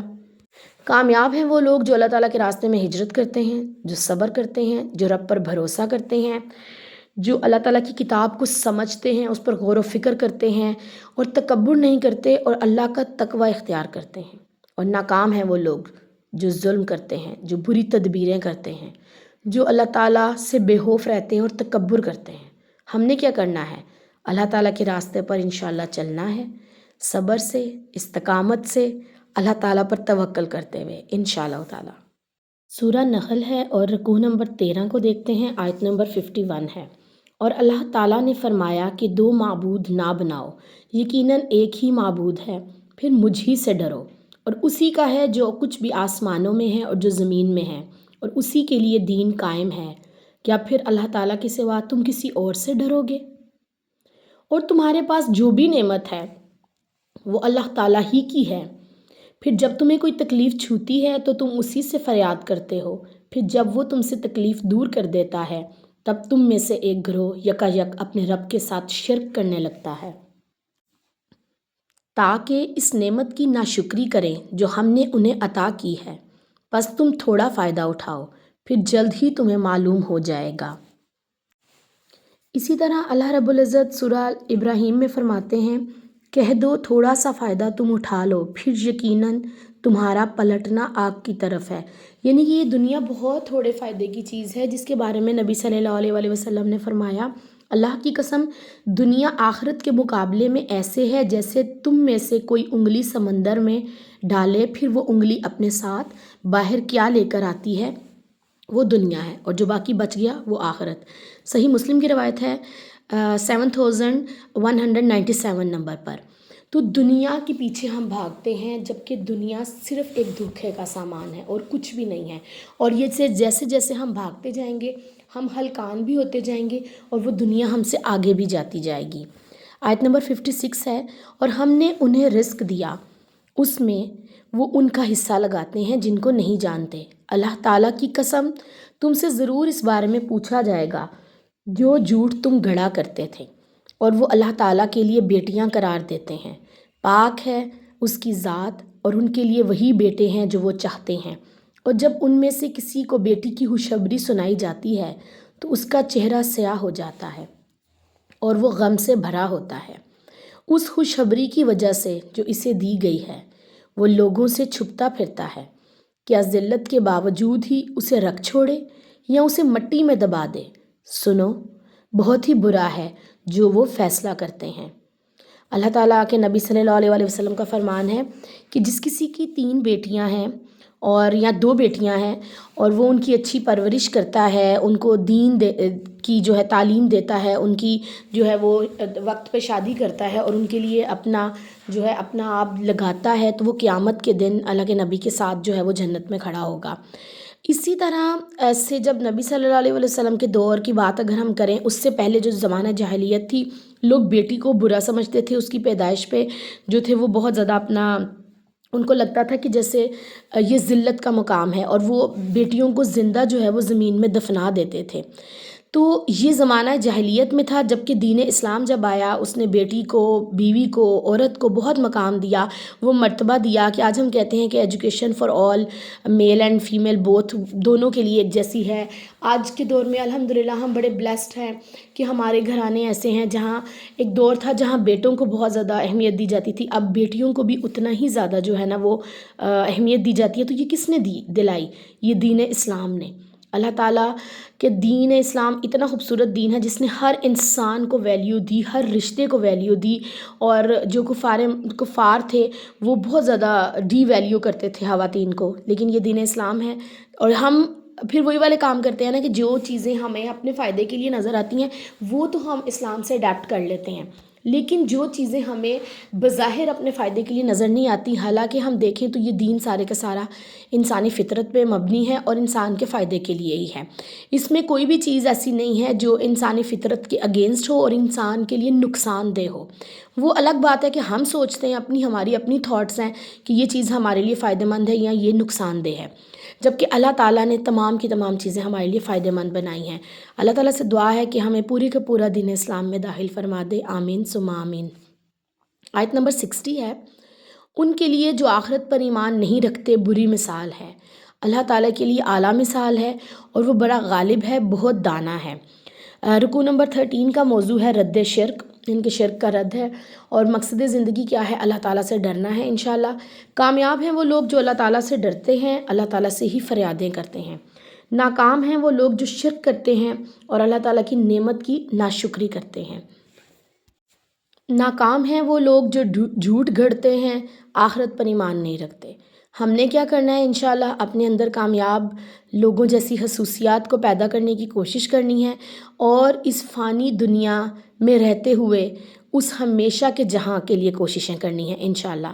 رکوع نمبر 14 ہے، اور اگر اللہ تعالیٰ لوگوں سے ان کے ظلم کی بنیاد پر مواخذہ کرتا تو زمین پر کسی جاندار کو نہ چھوڑتا، لیکن وہ ایک معین مدت تک انہیں مہلت دیتا ہے، چنانچہ جب ان کی مدت آ جائے گی تو وہ اس سے ایک لمحہ بھی آگے پیچھے نہیں ہو سکیں گے، اور وہ اللہ تعالیٰ کے لیے جو مقرر کرتے ہیں اسے خود ہی ناپسند کرتے ہیں، اور ان کی زبانیں جھوٹ بیان کرتی ہیں کہ بے شک ان کے لیے اچھا انجام ہے۔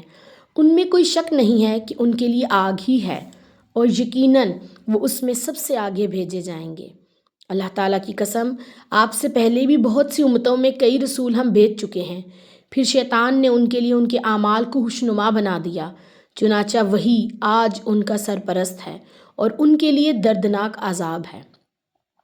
اور ہم نے یہ کتاب آپ پر صرف اس لیے نازل کی ہے تاکہ آپ ان کے لیے اس کی وضاحت کر دیں جس میں انہوں نے اختلاف کیا ہے، اور وہ ان کے لیے ہدایت اور رحمت ہے جو ایمان لاتے ہیں۔ اور اللہ تعالیٰ نے آسمان سے پانی نازل کیا، پھر اس کے ذریعے زمین کو مردہ ہو جانے کے بعد زندہ کیا، یقیناً اس میں ان کے لیے نشانی ہے جو سنتے ہیں۔ رکوع کا موضوع ہے نزول کتاب کا مقصد، اور مقصد زندگی ہے اللہ تعالیٰ کی نشانیوں پر غور و فکر کرنا۔ کامیاب ہیں وہ لوگ جو ایمان لاتے ہیں اور اللہ تعالیٰ کی نشانیوں پر غور و فکر کرتے ہیں، اور ناکام ہیں وہ لوگ جو ظلم کرتے ہیں۔ ظلم یہ ہے کہ کسی بھی چیز کو اس کے جائز مقام سے ہٹا دینا، اور اس دنیا میں سب سے بڑا ظلم جو ہے وہ شرک ہے، جو اللہ تعالیٰ کی ذات کے ساتھ کسی کو شریک ٹھہرانا یا ان کے مقام کے ساتھ کسی اور کو مقام دینا۔ تو یہ ناکام لوگوں کا رویہ ہے کہ وہ جھوٹ بھی بولتے ہیں اور وہ شیطان کو اپنا سرپرست بناتے ہیں۔ ناکام ہیں وہ لوگ جو اختلاف کرتے ہیں۔ ہم نے کیا کرنا ہے؟ انشاءاللہ تعالیٰ اللہ تعالیٰ کے اوپر ایمان لانا ہے اور پھر ثابت قدمی اختیار کرنی ہے انشاءاللہ۔ رکوع نمبر 15 ہے اور آیت نمبر 66 ہے، اور بلا شبہ چوپایوں میں تمہارے لیے ایک سبق ہے، ہم تمہیں ان کے پیٹوں کے اندر سے گوبر اور خون کے درمیان سے خالص دودھ پلاتے ہیں جو پینے والوں کے لیے خوشگوار ہوتا ہے۔ بہت ہی زیادہ خوبصورت، پر امید اور بڑی موٹیویٹڈ آیت ہے یہ وہ آیت ہے جس میں اللہ تعالیٰ فرما رہے ہیں کہ میں تمہیں سبق دے رہا ہوں کہ ایک جانور ہے، جیسے بھینس ہے، ہم اس کا دودھ استعمال کرتے ہیں، تو کیسے گوبر اور خون دونوں چیزیں، خون بھی جو ہے وہ گندا، گوبر بھی جو ہے وہ گندا، اور اس کے درمیان سے انسان کے لیے پیور، خالص، اس کا رنگ کتنا خوبصورت سفید کلر کا، اللہ تعالیٰ انرجی سے بھرپور جو ہے نا وہ دودھ انسان کے لیے جو ہے اس کو پرووائڈ کرتے ہیں، جو پینے والوں کے لیے خوشگوار ہے۔ تو اس آیت پہ ٹھہر کے ایک بار سوچئے، یہ کتنی امید دلاتی ہے کہ جب ہمارے ارد گرد انتہا کی مسائل ہوں، بہت زیادہ آزمائشیں ہیں، بہت زیادہ تکلیفیں ہیں، بہت زیادہ دکھ ہے، تو اللہ رب العزت ہمیں کس طرح سے ان مصیبتوں سے نکال کر ہماری زندگی کو ایک پیور ڈائریکشن دیتا ہے، یہ رب ہی کر سکتا ہے۔ اور یہ آیت بے انتہا خوبصورت ہے۔ اللہ تعالیٰ سے دعا ہے کہ اس آیت کا فہم ہمیں عطا فرما دے اور ہمیں اس بات کا توفیق اور سمجھ عطا فرما دے کہ ہر ناموافق حالات میں سے موافق حالات پیدا کرنے والی ذات اللہ تعالیٰ کی ہے۔ جہاں دنیا میں ہر چیز ناممکن ہو جاتی ہے، وہاں ہر ناممکن کو بنانے والا ممکن جو ہے نا وہ ذات اللہ رب العزت کی ہے۔ اللہ تعالیٰ ہمیں اپنی معرفت نصیب فرما دے، آمین ثم آمین۔ آیت نمبر 67 ہے، اور کھجور اور انگور کے پھلوں سے بھی جس سے تم نشہ آور چیز بناتے ہو، اور اچھا رزق بھی، بلا شبہ اس میں ان کے لیے نشانی ہے جو عقل رکھتے ہیں۔ اور آپ کے رب نے شہد کی مکھی کو الہام کیا کہ پہاڑوں اور درختوں میں گھر بناؤ اور اس میں بھی جنہیں وہ چڑھاتے ہیں، پھر ہر قسم کے پھلوں کا رس چوس، پھر اپنے رب کی ہموار کی ہوئی راہ پر چل، ایک شربت اس کے پیٹ سے نکلتا ہے جس کے رنگ مختلف ہوتے ہیں اور اس میں لوگوں کے لیے شفا ہے، یقیناً اس میں بھی ان کے لیے ایک نشانی ہے جو غور و فکر کرتے ہیں۔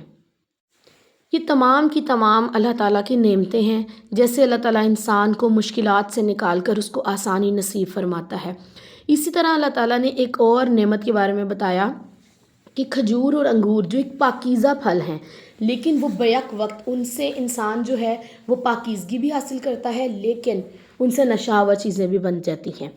تو یہ اللہ تعالیٰ کی ذات ہے کہ یہ نشانیاں عقل والوں کے لیے کہ کس طرح سے ایک ہی چیز کے دو پرپز بھی ہو سکتے ہیں۔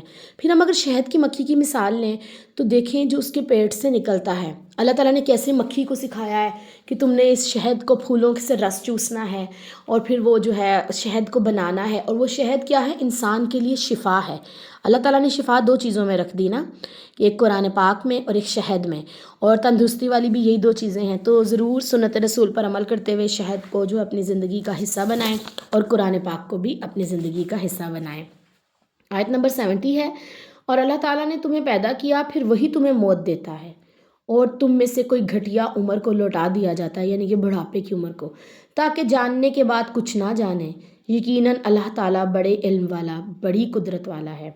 یہ 4 مراحل ہیں انسانی زندگی کے۔ پہلا مرحلہ جب وہ کچھ نہیں تھا تو اللہ تعالیٰ نے اس کو، وہ بالکل مردہ تھا، کوئی اس کا وجود نہیں تھا، اللہ تعالیٰ نے موت سے ڈیولپ کیا اور اس کی زندگی بنائی۔ پھر ایک دن آئے گا کہ ہم مر جائیں گے، اور پھر چوتھا مرحلہ آئے گا کہ جب ہم دوبارہ سے اٹھا دیے جائیں گے۔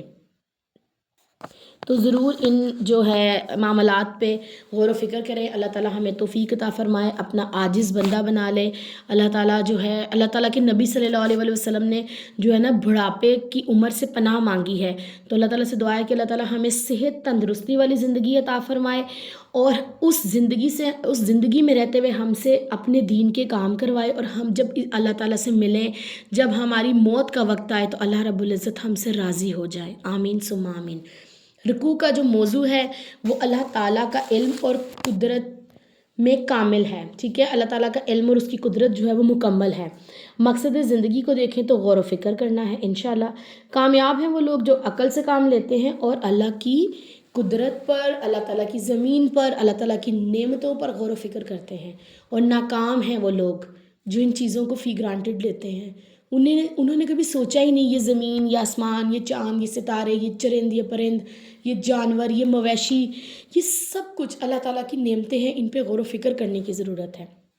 آئیے ہم ارادہ کرتے ہیں کہ ہم آج سے غور و فکر کو بھی اپنی عبادت میں جو ہے وہ حصہ بنائیں گے، اور اللہ تعالیٰ کی زمین، اس کی نعمتوں پر غور و فکر کرتے ہوئے اللہ تعالیٰ کی ذات کو جاننے کی کوشش کریں گے انشاءاللہ تعالیٰ۔ رکوع نمبر 16 ہے، اور اللہ تعالیٰ نے تم میں سے بعض کو بعض پر رزق میں فضیلت دی ہے، چنانچہ جن لوگوں کو فضیلت دی گئی وہ اپنا رزق اپنے غلاموں کو لوٹا دینے والے نہیں ہیں کہ پھر وہ اس میں برابر ہو جائیں، کیا پھر وہ اللہ تعالیٰ کی نعمت کا انکار کرتے ہیں؟ اور اللہ تعالیٰ نے تمہارے لیے تم ہی میں سے بیویاں بنائیں، تمہارے لیے تمہاری بیویوں سے بیٹے اور پوتے بنائے، اور اس نے تمہیں پاکیزہ چیزوں کا رزق دیا۔ کیا پھر بھی باطل پر وہ ایمان رکھتے ہیں اور اللہ تعالیٰ کی نعمت کا وہ انکار کرتے ہیں؟ اور اللہ تعالیٰ کے سوا وہ ان کی عبادت کرتے ہیں جو ان کے لیے نہ آسمان سے کسی رزق کا اختیار رکھتے ہیں اور نہ زمین سے، اور نہ وہ کر ہی سکتے ہیں۔ چنانچہ تم اللہ تعالیٰ کے لیے مثالیں نہ بیان کرو، بے شک اللہ تعالیٰ جانتا ہے اور تم نہیں جانتے۔ آیت نمبر 75 ہے۔ اللہ تعالیٰ ایک غلام مملوک کی مثال بیان کرتا ہے جو کسی چیز پر اختیار نہیں رکھتا، اور ایک شخص وہ ہے جسے ہم نے اپنی جناب سے اچھا رزق دیا ہے، چنانچہ وہ اس میں سے پوشیدہ اور اعلانیہ خرچ کرتا ہے۔ کیا وہ دونوں برابر ہو سکتے ہیں؟ تمام تعریفیں اللہ ہی کے لیے ہیں، بلکہ ان میں سے اکثر لوگ نہیں جانتے۔ یہی مثال جو ہے اللہ تعالیٰ نے غلام اور ایک جو ہے آزاد انسان کے دیتے ہوئے کہا ہے کہ جو غلام ہے وہ اپنی مرضی سے کچھ نہیں کر سکتا، وہ اپنی مرضی سے کہیں آ نہیں سکتا، جا نہیں سکتا، وہ اپنے مالک کی اجازت کے بغیر جو ہے وہ کچھ بھی اپنے لیے نہیں کر سکتا، کیونکہ وہ قید میں ہے، حصار میں ہے۔ اور ایک انسان جو آزاد ہے وہ اپنی رائے میں آزاد ہے، وہ اپنے افکار میں، گفتار میں، اپنی ہر بات میں اس کو آزادی حاصل ہے۔ کیا یہ دونوں برابر ہو سکتے ہیں؟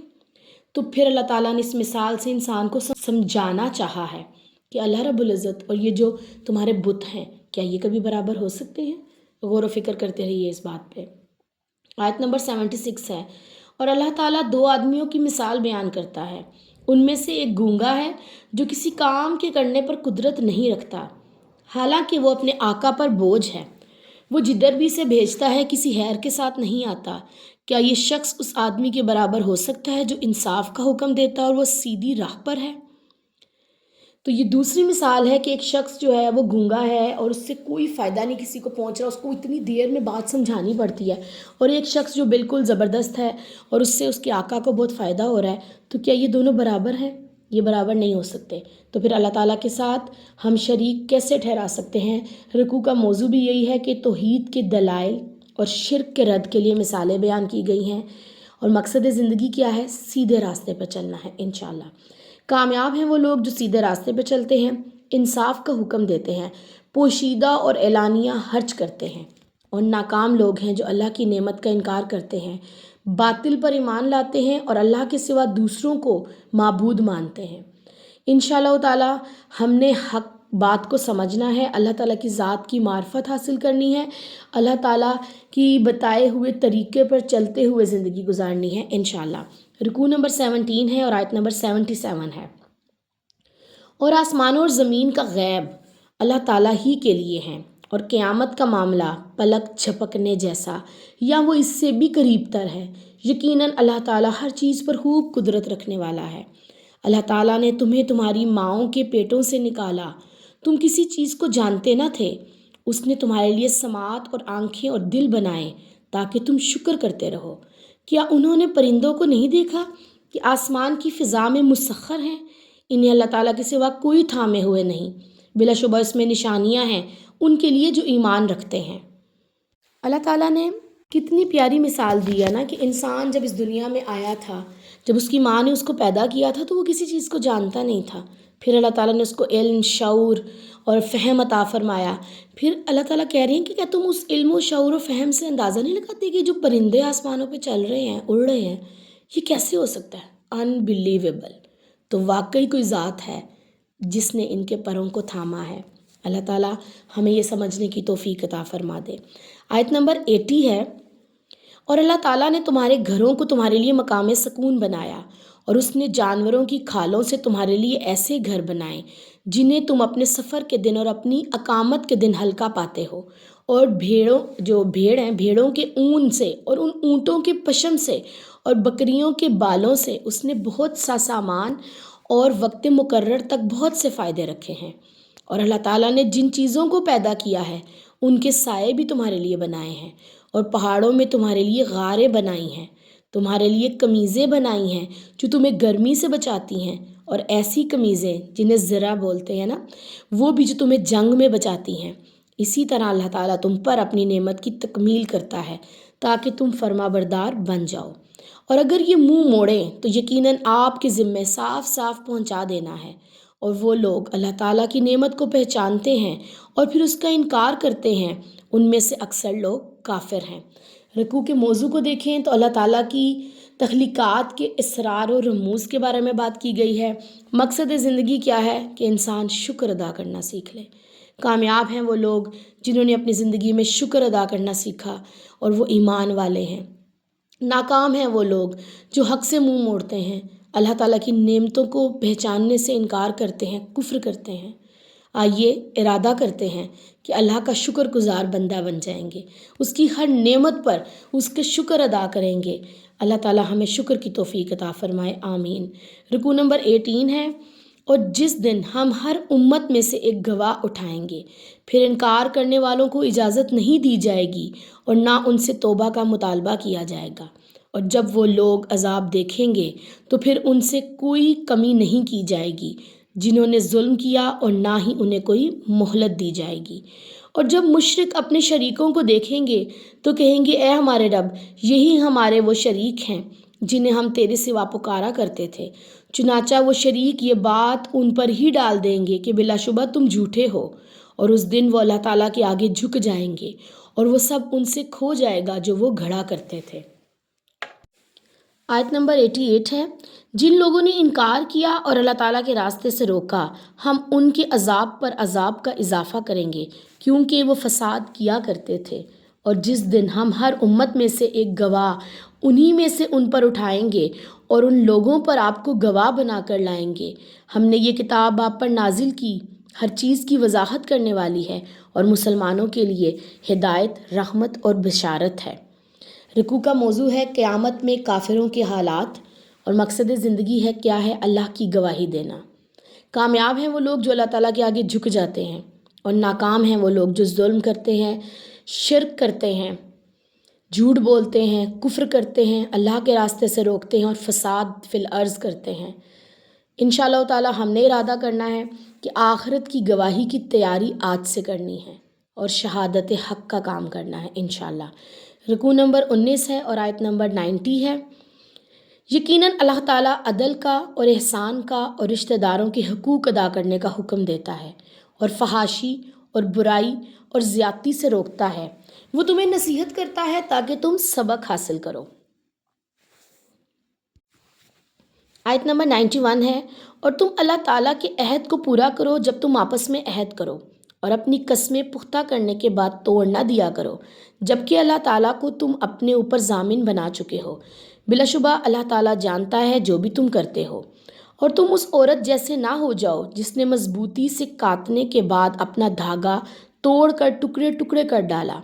تم اپنی قسموں کو آپس میں دغا بازی کا ذریعہ بناتے ہو تاکہ ایک قوم دوسری قوم سے زیادہ فائدہ حاصل کر جائے۔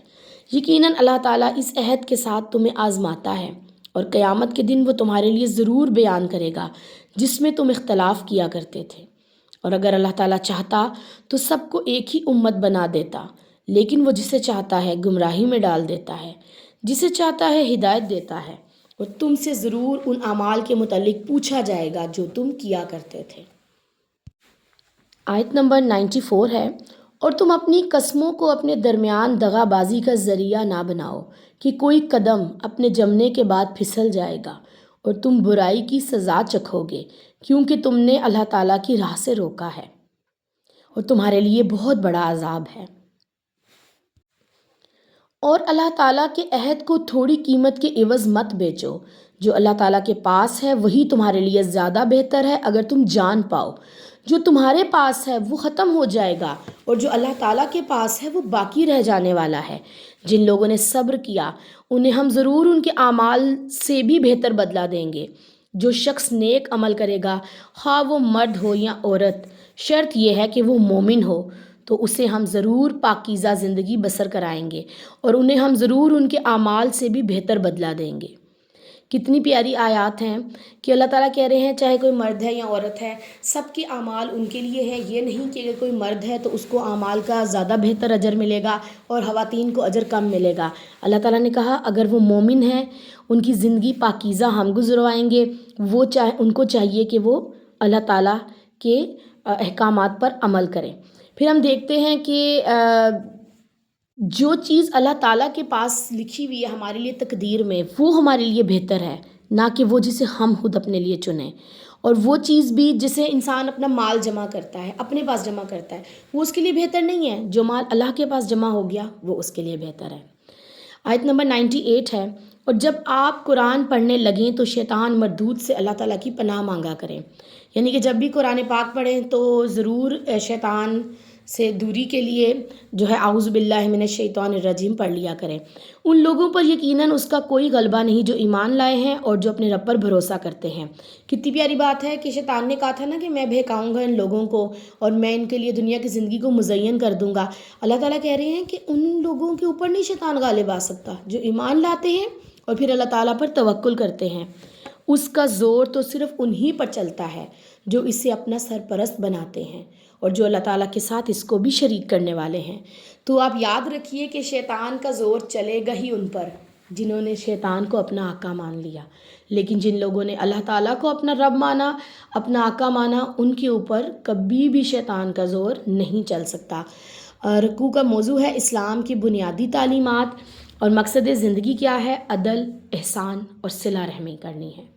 کامیاب ہیں وہ لوگ جو عدل سے کام لیتے ہیں، احسان کرتے ہیں، رشتہ داروں کے حقوق ادا کرتے ہیں، وہ اللہ تعالیٰ کے عہد کو پورا کرتے ہیں، اپنی قسموں کو نہیں توڑتے، وہ صبر کرتے ہیں اور وہ نیک عمل کرنے والے ہیں۔ اور کامیاب ہیں وہ لوگ جو قرآن پڑھنے سے پہلے شیطان کے شر سے اللہ کی پناہ مانگتے ہیں، جو ایمان لے آئے ہیں، جو اللہ تعالیٰ پر بھروسہ کرنے والے ہیں۔ اور ناکام ہیں وہ لوگ جو فحاشی کرتے ہیں، برائیاں پھیلاتے ہیں، ظلم و زیادتی کرتے ہیں اور قسموں کو آپس میں فساد کا ذریعہ بناتے ہیں۔ ناکام ہیں وہ لوگ جو اختلاف کرتے ہیں، اللہ کی راہ سے روکتے ہیں، اللہ کے عہدوں کو تھوڑے فائدے کے عوض بیچ ڈالتے ہیں، شیطان کو اپنا سرپرست بناتے ہیں اور شرک کرتے ہیں۔ ہم نے کیا عہد کرنا ہے؟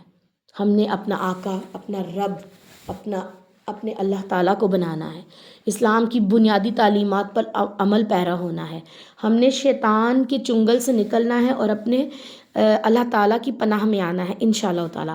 رکوع نمبر 20 ہے، آیت نمبر 101 ہے۔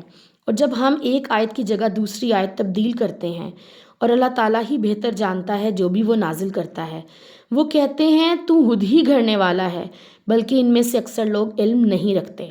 آپ کہہ دیں روح القدس نے یہ تمہارے رب کی جناب سے حق کے ساتھ اتارا ہے تاکہ وہ ایمان والوں کو ثابت قدم رکھیں، اور مسلمانوں کے لیے ہدایت اور خوشخبری ہے۔ آیت نمبر 103 ہے، اور ہم جانتے ہیں بلا شبہ وہ کہتے ہیں کہ اسے تو ایک آدمی سکھاتا ہے، حالانکہ جس آدمی کو وہ غلط منسوب کرتے ہیں اس کی زبان عجمی ہے اور یہ قرآن صاف عربی زبان میں ہے۔ جو لوگ اللہ تعالیٰ کی آیات پر ایمان نہیں رکھتے، اللہ تعالیٰ یقیناً ان کی رہنمائی نہیں کرتا اور ان کے لیے دردناک عذاب ہے۔ جھوٹ تو وہی گڑھتے ہیں جو اللہ تعالیٰ کی آیات پر ایمان نہیں رکھتے، اور وہی لوگ جھوٹے ہیں۔ جس نے اپنے ایمان کے بعد اللہ تعالیٰ سے کفر کیا، ماں سوائے اس کے جسے مجبور کیا گیا ہو، مگر اس کا دل ایمان پر مطمئن ہو، لیکن جس نے اپنے دل کو کفر کے لیے کھول دیا، تو ایسے لوگوں پر اللہ تعالیٰ کا غضب ہے اور ان کے لیے بہت بڑا عذاب ہے۔ اس کی وجہ یہ ہے کہ بلا شبہ انہوں نے آخرت کے بدلے میں دنیا کی زندگی کو پسند کیا، اور اللہ تعالیٰ کافروں کو ہدایت نہیں دیتا۔ یہ وہ لوگ ہیں جن کے دلوں پر اور سماعتوں پر اور آنکھوں پر اللہ تعالیٰ نے مہر لگا دی ہے، اور یہی لوگ غافل ہیں۔ لازمی بات ہے کہ آخرت میں یہی لوگ نقصان اٹھانے والے ہیں۔ پھر جنہوں نے فتنے میں ڈالے جانے کے بعد ہجرت کی، پھر انہوں نے جہاد کیا اور صبر بھی کیا، یقیناً آپ کا رب اس کے بعد بھی خوب بخشنے والا، بہت رحم فرمانے والا ہے۔ رکوع کا اگر موضوع دیکھیں تو قرآن پاک کے بارے میں مشرکین کے اعتراضات اور ان کے جوابات ہیں، اور مقصد زندگی کیا ہے کہ صبر کرنا ہے انشاءاللہ۔ کامیاب ہیں وہ لوگ جو ہجرت کرنا جانتے ہیں، اللہ کے راستے میں جہاد کو ترجیح دیتے ہیں اور صبر کرتے ہیں، اور ناکام ہیں وہ لوگ جو علم نہیں رکھتے، اللہ کی آیات پر ایمان نہیں لاتے، جو جھوٹ بولتے ہیں، ایمان کے بعد کفر میں پلٹتے ہیں اور دل کو کفر کے لیے کھولے رکھتے ہیں، استغفر اللہ، آخرت کے بدلے میں دنیا کی زندگی کو پسند کرتے ہیں۔ ایسے لوگ غافل ہیں اور ناکام ہیں۔ ہم نے کیا ارادہ کرنا ہے؟ اپنی زندگی کے معاملات میں سیدھا راستہ اختیار کرنے کے لیے اللہ تعالیٰ کی کتاب کو تھامنا ہے، اس کے علم کو سیکھنا ہے، اور رسول اللہ صلی اللہ علیہ وآلہ وسلم کی سنت کے مطابق زندگی گزارنی ہے انشاءاللہ۔ رکوع نمبر 21 ہے اور آیت نمبر 111 ہے۔ جس دن ہر شخص اپنے بارے میں جھگڑا کرتا ہوا آئے گا اور ہر شخص کو اس کے اعمال کا پورا بدلہ دیا جائے گا اور ان پر کچھ بھی ظلم نہیں کیا جائے گا۔ اور اللہ تعالیٰ ایک بستی کی مثال بیان کرتے ہیں، یہاں بستی جو ہے وہ مکہ مراد ہے، جو پرامن اور مطمئن تھی، اس کا رزق وافر مقدار میں اس کے پاس ہر جگہ سے آ رہا تھا، پھر اس نے اللہ تعالیٰ کی نعمتوں کی ناشکری کی، چنانچہ اللہ تعالیٰ نے بھی ان اعمال کے سبب انہیں بھوک اور خوف کا مزہ چکھا دیا، اور ان کے پاس انہی میں سے ایک رسول آ گیا مگر انہوں نے اسے جھٹلا دیا، پھر عذاب نے انہیں اس حال میں آ پکڑا کہ وہ ظالم تھے۔ چنانچہ اس میں سے کھاؤ جو اللہ تعالیٰ نے تمہیں حلال اور پاکیزہ رزق دیا ہے، اور اللہ تعالیٰ کی نعمت کا شکر ادا کرو اگر تم اسی کی عبادت کرتے ہو۔ اس نے تم پر حرام کیا مردار اور ہون اور سور کا گوشت، اور وہ بھی جس پر اللہ تعالیٰ کے سوا کسی اور کا نام پکارا گیا ہو۔ چنانچہ جو شخص مجبور ہو جاتا ہے، شرط یہ ہے کہ نہ وہ سرکشی کرنے والا ہو نہ حد سے بڑھنے والا ہو، تو یقیناً اللہ تعالیٰ بڑا بخشنے والا بہت رحم کرنے والا ہے۔ اور جن سے متعلق تمہاری زبانیں جھوٹ گھڑتی ہیں ان کے بارے میں مت کہا کرو کہ یہ حلال ہے وہ حرام ہے، کہ تم اللہ تعالیٰ پر جھوٹ باندھو گے۔ یقیناً جو لوگ اللہ تعالیٰ پر جھوٹ باندھتے ہیں وہ کامیاب نہیں ہیں، تھوڑا سا فائدہ ہے اور ان کے لیے بڑا دردناک عذاب ہے۔ اور جو لوگ یہودی بن گئے ان پر ہم نے وہ تمام چیزیں حرام کر دی تھیں جو ہم اس سے پہلے آپ کو بتا چکے ہیں، اور ہم نے ان پر ظلم نہیں کیا تھا لیکن وہ خود ہی اپنے اوپر ظلم کیا کرتے تھے۔ پھر یقیناً آپ کا رب ان کے لیے جنہوں نے لا علمی کی وجہ سے برائی کا ارتکاب کیا ہے پھر اس کے بعد انہوں نے توبہ کی اور اصلاح کی، تو یقیناً آپ کا رب اس کے بعد بھی بڑا بخشنے والا خوب رحم کرنے والا ہے۔ رکوع کا موضوع ہے حلال و حرام کی پابندیاں، اللہ تعالیٰ کی ہی غلامی کرنی ہے، اور مقصد زندگی کیا ہے کہ اللہ تعالیٰ کی نعمتوں کا شکر ادا کرنا ہے۔ کامیاب ہیں وہ لوگ جو اللہ کی نعمتوں کا شکر ادا کرتے ہیں، اس کی عبادت کرتے ہیں، سرکشی نہیں کرتے اور وہ حد سے نہیں بڑھتے۔ کامیاب ہیں وہ لوگ جو زمین میں اصلاح کرتے ہیں اور توبہ کرتے ہیں، اور ناکام ہیں وہ لوگ جو اللہ تعالیٰ کی نعمتوں کی ناشکری کرتے ہیں، رسول کو جھٹلاتے ہیں، ظلم کرتے ہیں، اللہ تعالیٰ پر جھوٹ باندھتے ہیں۔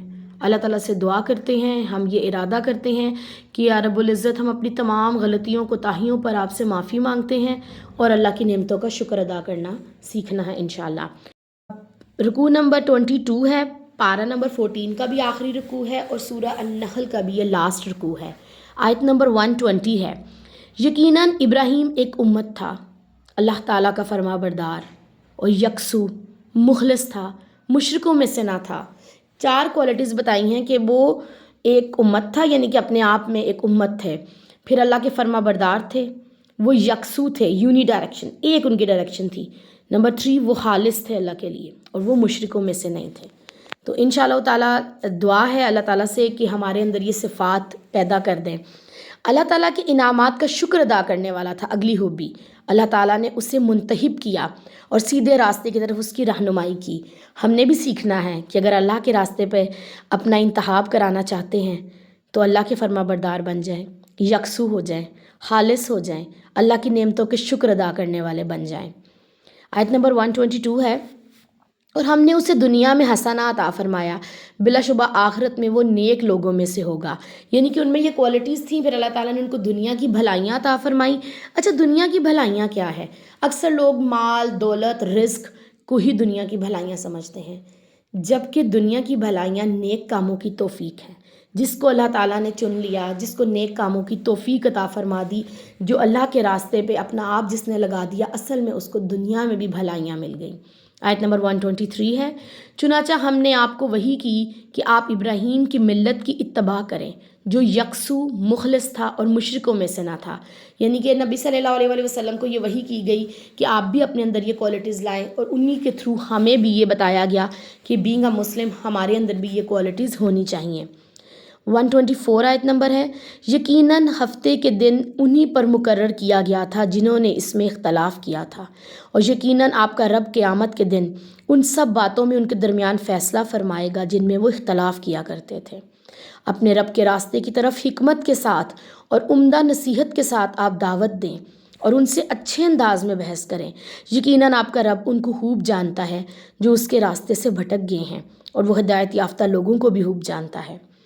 حکمت سے مراد کیا ہے؟ قرآن و سنت، ٹھیک ہے۔ حضرت انس بن مالک سے روایت ہے کہ اللہ کے نبی نے فرمایا کہ دین میں آسانیاں پیدا کرو، خوشخبریاں دو، سختیاں پیدا نہ کرو۔ تو ہمیں دعوت دین کا طریقہ کار اس آیت میں سکھا دیا گیا ہے۔ بہت سے لوگ ہیں جو کہتے ہیں کہ ہم اللہ تعالیٰ کی بات دوسروں تک پہنچاتے ہیں، وہ ہماری بات نہیں سنتے، یا وہ غصہ کر جاتے ہیں، یا وہ ہمیں باتیں سنانے لگ جاتے ہیں۔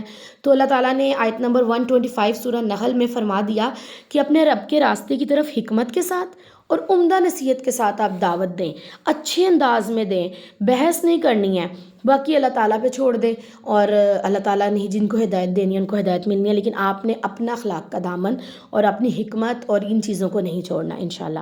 آیت نمبر 126 ہے، اور اگر تم بدلہ لو تو جتنی تمہارے ساتھ زیادتی کی گئی ہے اسی قدر بدلہ لو، اور اگر آپ صبر کریں تو صبر کرنے والوں کے لیے یہی بہتر ہے۔ اور آپ صبر کریں، اور آپ کا صبر اللہ تعالیٰ ہی کی توفیق سے ہے، اور آپ اس پر غم نہ کریں، اور ان چالوں کی وجہ سے آپ دل تنگ نہ کریں جو یہ چلتے ہیں۔ اچھا، اللہ تعالیٰ نے انسان کو یہ سکھایا ہے کہ جو بھی تم پہ زیادتی کرتے ہیں تم صبر کر جاؤ، لیکن صبر کی توفیق بھی اللہ تعالیٰ نے ہی دینی ہے، تو انسان صبر کرے گا، ویسے اس کو صبر بھی نہیں آتا۔ پارے کی اور سورہ نحل کی لاسٹ آیت ہے، آیت نمبر 128، یقیناً اللہ تعالیٰ ان کے ساتھ ہے جو اس سے ڈرتے ہیں اور جو نیکی کرنے والے ہیں۔ رکوع کا موضوع دیکھیں تو رکوع نمبر 22 کا موضوع ہے دعوت دین کے اصول، اور اگر مقصد زندگی دیکھیں تو اللہ کا فرما بردار بننا ہے، اللہ کے راستے کی طرف دعوت دینی ہے انشاءاللہ۔ کامیاب ہیں وہ لوگ جو اللہ تعالیٰ کے فرما بردار بنتے ہیں، جو یکسو ہوتے ہیں، جن کی ایک ڈائریکشن ہوتی ہے، جو شرک نہیں کرتے، جو اللہ کے انعامات کا شکر ادا کرتے ہیں، جو اللہ تعالیٰ کے ساتھ خالص ہوتے ہیں، جو اللہ کے راستے کی طرف دعوت دیتے ہیں۔ کامیاب ہیں وہ لوگ جو ہدایت یافتہ ہیں، جو صبر کرتے ہیں، جو دعوت قبول نہ کرنے والوں پہ بھی غم کرتے ہیں کہ یا اللہ انہوں نے ہماری بات کیوں نہیں مانی، اللہ اور اللہ کے رسول کی جو سنت ہے اس پہ عمل کرتے ہوئے، جیسے اللہ کے نبی گھلتے تھے کہ وہ پریشان ہوتے تھے کہ لوگ میری بات کیوں نہیں مان رہے، تو یہ غم لیتے تھے۔ تو کامیاب ہیں وہ لوگ جو اس غم کو اپنے اندر لاتے ہیں اور اللہ تعالیٰ کے ساتھ اپنا کنیکشن مضبوط کرتے ہیں۔ کامیاب ہیں وہ لوگ جن کے دل تنگ نہیں ہوتے، کامیاب ہیں وہ لوگ جن کے دل اللہ تعالیٰ سے ڈرتے ہیں، جو نیکی کرنے والے ہیں۔ ناکام ہیں وہ لوگ جو اختلاف کرتے ہیں اور سیدھے راستے سے بھٹکتے ہیں۔ ہم نے کیا نصیحت حاصل کی اس رکوع سے اور کیا ارادہ کرنا ہے؟ انشاءاللہ دعوت دین کے لیے حکمت اور اچھی عمدہ گفتگو کرتے ہوئے جو ہے اللہ تعالیٰ کی دین کی دعوت آگے پھیلانی ہے انشاءاللہ تعالیٰ۔ اللہ تعالیٰ سے دعا ہے کہ اللہ تعالیٰ ہم سے سورہ نحل کو پڑھتے پڑھاتے ہوئے جو بھی غلطی کوتاہی ہو گئی، اللہ تعالیٰ اس سے اپنی رحمت سے درگزر فرما دے، اس سورہ کو ہماری زندگی میں شامل کر دیں، اس میں ہمیں عمل کی توفیق عطا فرما دے۔